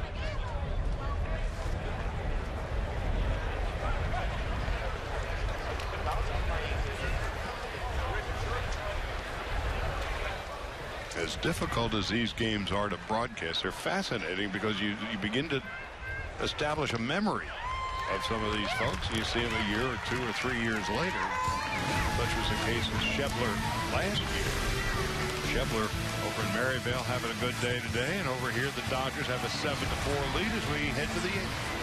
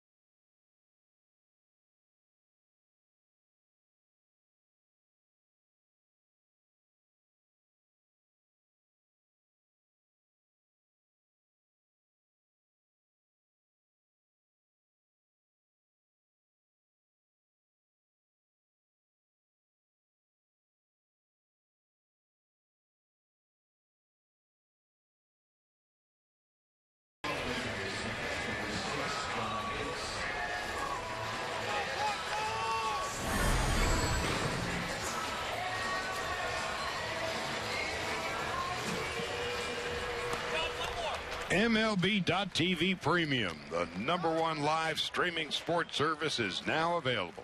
Join the millions of subscribers and watch every out-of-market game live in true HD on over 400 devices. Visit MLB.TV for details. Paco Rodriguez now on in relief for the Dodgers. 19 appearances last year, a 3.86 ERA, and opposing hitters hit .250 against him. Of course, has that unique left-handed delivery, which does not appear to be quite as pronounced this spring as it was in previous years. He's tightened it up just a hair. And a line drive base hit for John Hicks to begin the 7th inning. One hop over the sidewall in left and a grounds rule double. It's the double and a ball that had jammed him like and sounded like a broken bat.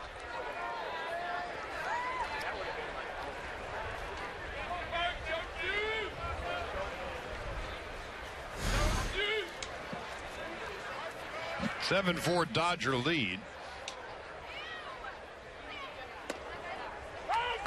And the hitter for the Mariners is James Jones, who wears the socks to the knee, and he's got the stirrups on, left-handed batter. And for a moment, he kind of reminds you of Juan Pierre. Had several good seasons with the Dodgers, announced his retirement this offseason, and it was always a joy to be around.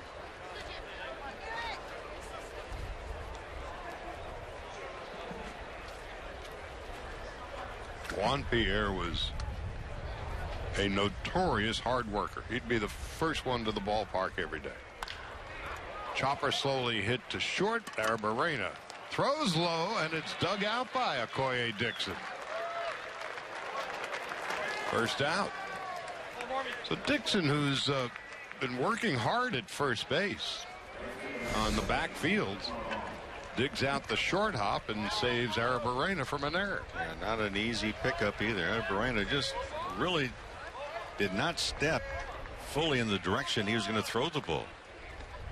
And a very clean backhanded pickup.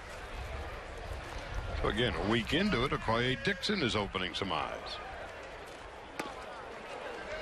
Now the hitter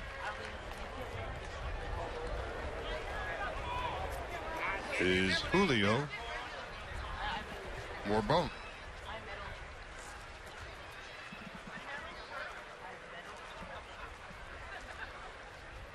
Paco Rodriguez deals. Morbone is a left-handed batter, and ball blocked in the dirt nicely by Zaraga. Well, that'll make Steve Yeager and the rest of the catching coaches very happy to see how Zaraga was sliding out and defending his position and blocking that ball with a runner at third base. Big play. Well, one of the hardest positions to fill for a franchise, much less a 25-man roster, is a young catcher. That's why the Dodgers were happy to get Austin Barnes from the Marlins in the big trade. Got a couple of veterans behind the plate in Grandal and A.J. Ellis. But looking to the future.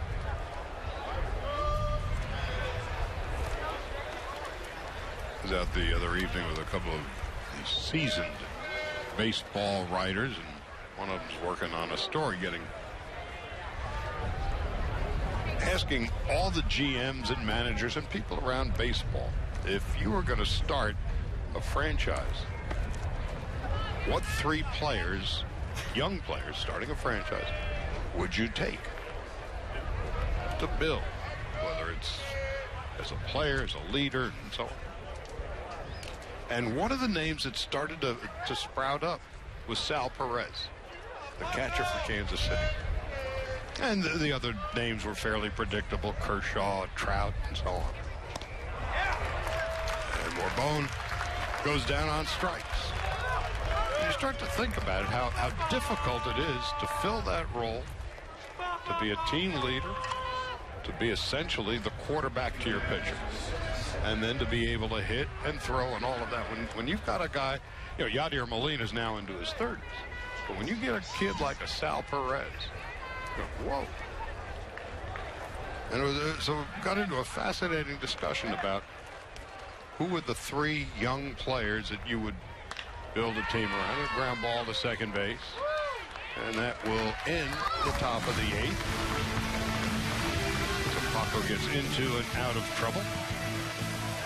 No runs, 1 hit, 1 left. After 7.5, Dodgers 7-4.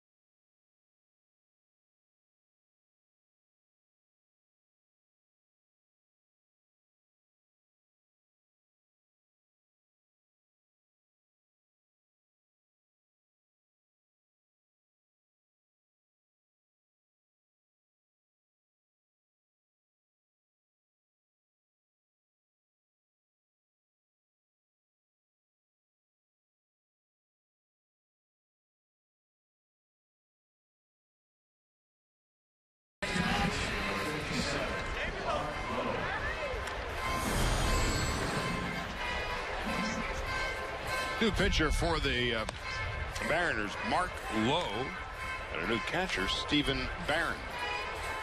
And we go to the bottom half of the 8th. Dodgers lead 7-4.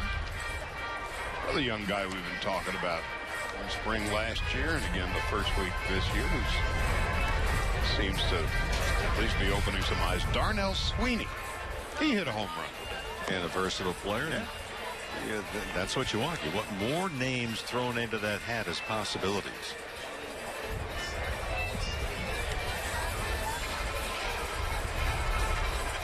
Mark Lowe is the new pitcher for Seattle.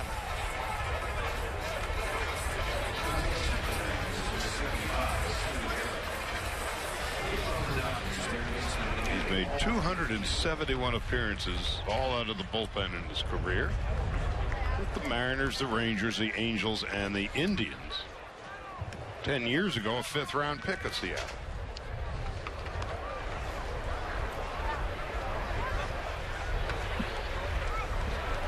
And Paul Henneke leads it off for the Dodgers in the bottom of the 8th. Left-handed batter.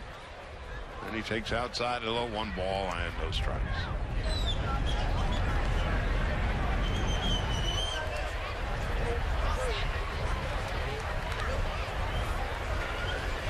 So all in all, pretty good day for the Dodgers here and there. There being in Maryvale, where into the 7th inning, the Dodgers collective pitching staff there is throwing a no-hitter, which includes Zach Lee and Julio Urias. 3-run home run for A.J. Ellis. Jock Peterson had a couple of hits. Seager walked again. Here, Okoye Dixon has hit a home run. There, Darnell Sweeney has hit a home run. So outside of the relative graybeard A.J. Ellis, the kids have been carrying the water today and doing a nice job. David Huff Left-hander made the start for the Dodgers this afternoon. No runs and a hit in 2 innings through 20 pitches, 18 for strikes.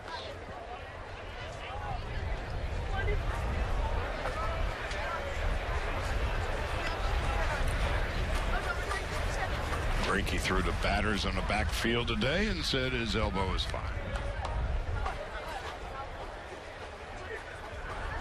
2 balls and 2 strikes. Henneke takes inside in low 3-2.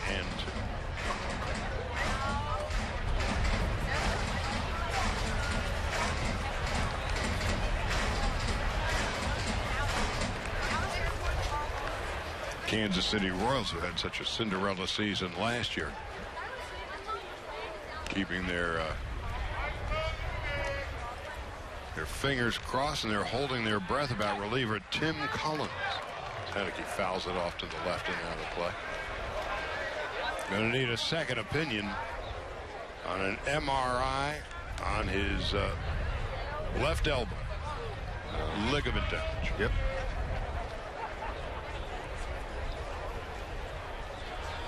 Omar Infante has an elbow injury. Henneke works out a walk to begin the 8th.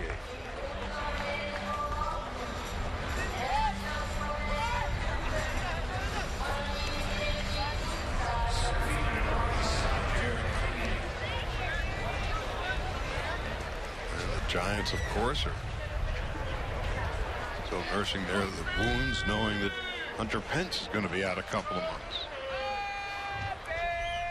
Broken forearm just above the wrist, hit by a pitch yesterday.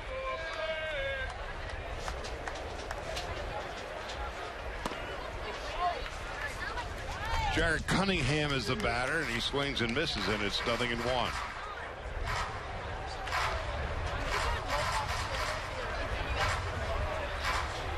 Pence, that might be the best case scenario too. You talk about timeout because you never know once the rehab begins the condition of that part of your arm. Anywhere around the wrist, the radius in the ulna moving, and are there going to be lingering effects? And he has been an Iron Man throughout his career. And plays hard. Yeah. Never misses a game. Well, he will now. Here's the 1-1 inside and low 2-1 to Jared Cunningham.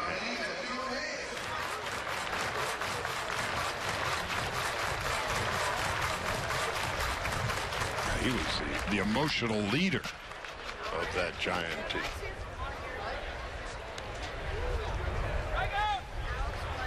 Two balls and a strike. There's a strike. Cunningham 2-2. That's the thing about baseball. It's such a long year that begins right around Valentine's Day and ends right around Halloween if you've got a really good year. That things can just change in a split second. Stuff you never see coming. Here's the 2-2. Cunningham. On outside 3-2. For instance, Kenley Jansen. Who would have ever thought that there would be a growth at the bottom of his foot? Just started to feel bad, and they went in and had to perform surgery, and he's going to be out for a fair amount of time. 2 months, who knows? He's doing a lot of upper body conditioning here at Camelback Ranch, and obviously can't run. He's got his foot in a boot. So back-to-back walks given up by Lowe here in the 8th inning.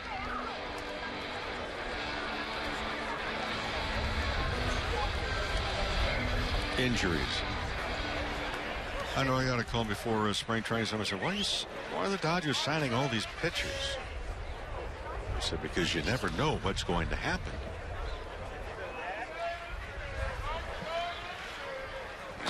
Sean Zaraga, catcher, left-handed batter, takes a strike, and it's 0-1. The Dodgers are not the only people that do that. I mean, you have to look ahead. For example, we talked about the White Sox. White Sox have 64 players in camp. 34 of those are pitchers. Pitching is a commodity that if you don't have it, you are up the creek without a paddle.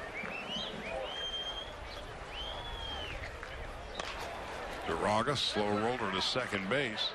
Out at second, on to first at 4-6-3. Double play. Duraga's retired.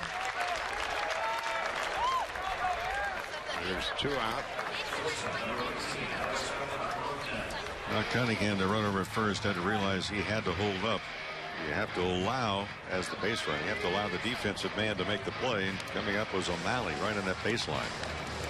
The other adage is he stopped. You do not want to be tagged out on the front end of a double play. It makes it much easier. Unless you can knock the second baseman in left field stands.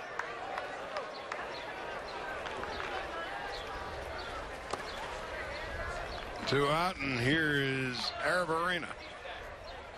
But normally, if you knock the second baseman or anybody else in the left field stands, the next at bat that you have in that particular game, or the next one, don't even bother bringing it back to home plate. Don't dig in. No, you'll get more than chin music.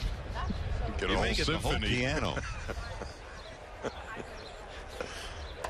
Arena takes up and in. It's 2 balls, no strikes. You won't get Beethoven's Fifth, but you might want a fifth to help kill the pain.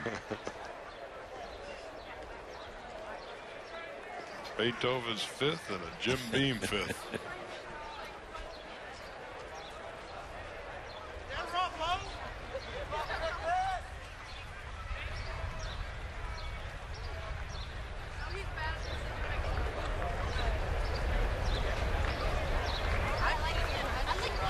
Arena 2 for 2 since he's coming to the ball game. Swing and a miss. Boy, he swung from his heels and came up empty. It's 2-1.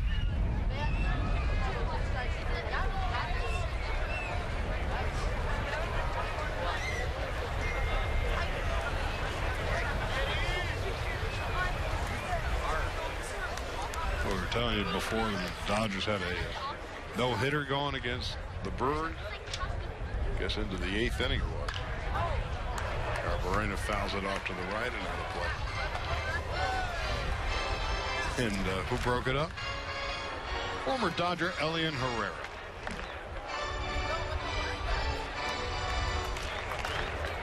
Dodgers were up 9-0 at last check over there.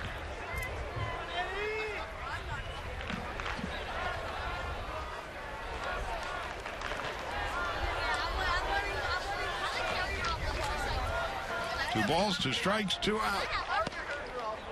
Arena takes outside 3-2. The irony of it is, Elian Herrera gets the base hit a couple of years ago. He couldn't have bought a hit with your credit card. Sorry, sir. Do you have another card? On 3-2, low to Arena. Ball strike 3. That'll end the inning. Well, we'll go to the 9th. The Dodgers are leading at 7-4.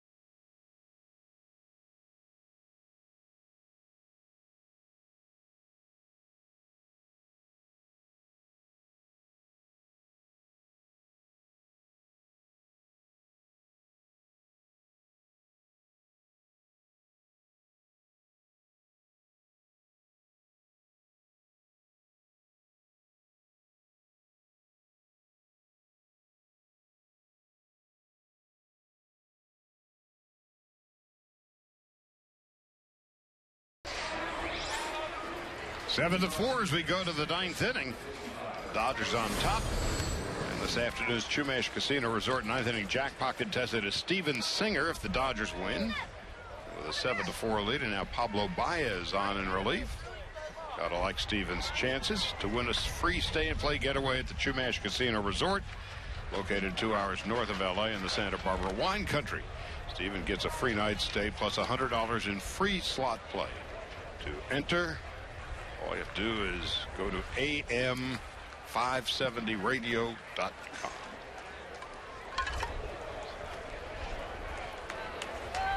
So here is Pedro Baez. Hard throwing right-hander. It's like he's taken off a few pounds this winter. Dodgers certainly like his arm. They like his gumption out there. He was thrown into the mix down the stretch last year and did well. No balls and a strike. A looper to second base, and it's caught by Dixon. That's the first out of the 9th inning. Baez last year just went back and started to look at some of the recordings of the radar gun that I'd written down. He was really consistent between 94 and about 97. Kind of automatic. Really 95, 96, 97. Occasionally he would tickle even higher than that. But he's had more of an idea on how to pitch, not just throw.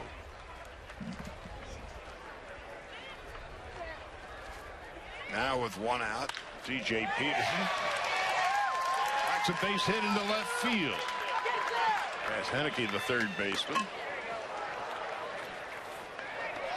So 1 out and 1 on in the 9th.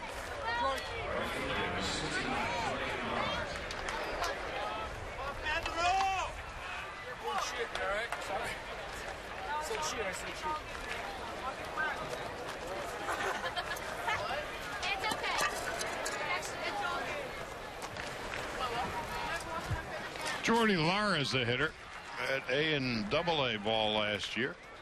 Showed a lot of power. 26 home runs and 104 runs batted in. Right-handed hitter, slight bend of the knee. Takes a fastball up and in, 1 ball and no strikes. Dodgers and Indians tomorrow. Oh, and I will be chatting with you at 11:30 LA time. First pitch at 12:05. Bring ahead the clocks Saturday night, Sunday morning. So then LA and Phoenix will be the same time. 1-1 to Jody Lara.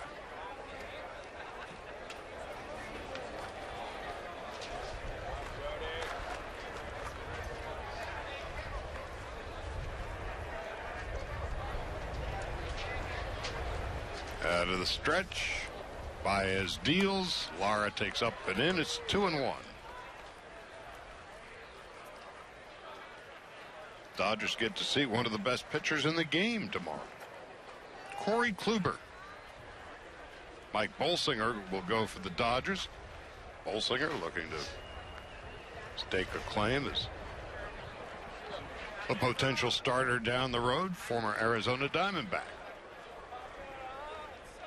Now the 2-1. Baez deals. Got under it. A high fly ball into left field. Holland is there to make the catch. It's the second out of the 9th. Well, fortunately, the wind has dropped off from where it was at game time, where it was blowing pretty good. We saw a couple of balls drop in because of the wind and its effect on the baseball, but it's turned into a delightful afternoon. And now the flags out beyond the fence in left center field. Looks like they're taking the afternoon off. Well, they were working real hard about the 4th inning. They're tired. Yeah. The wind was really a factor the first 3-4 innings. And now it's just a nice, delightful Friday afternoon. 2 out in the 9th. Sean O'Malley swings and grounds it foul up the first base line. The count is 0-1. So all in all, pretty good day for the Dodgers. David Huff, his Dodger debut, Southern California product out of UCLA. 20 pitches, 18 for strikes, no runs and a hit. McGowan gave up a couple of runs in his Dodger debut. Ardsma solid. 1 walk, 1 strikeout in 1 inning. J.P. Howell struggled a bit. Chris Anderson was really good today. 2 innings and 1 strikeout.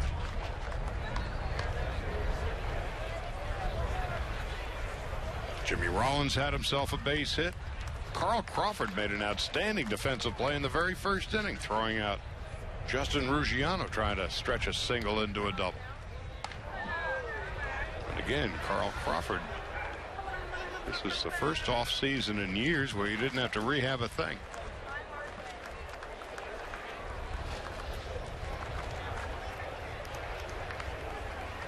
Kendrick had a double.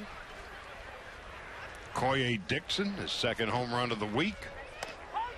Call strike 3. That ends the game. The Dodgers have beaten the Mariners 7-4.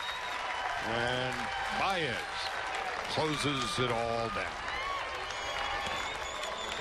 We're going to take a break and come back. But for those of you on television, that's a wrap from Camelback Ranch. For our viewers on Sportsnet LA, join us tomorrow at noon as the Dodgers travel to Goodyear to take on the Indians. For those of you on radio, we're coming back for the postgame right after this.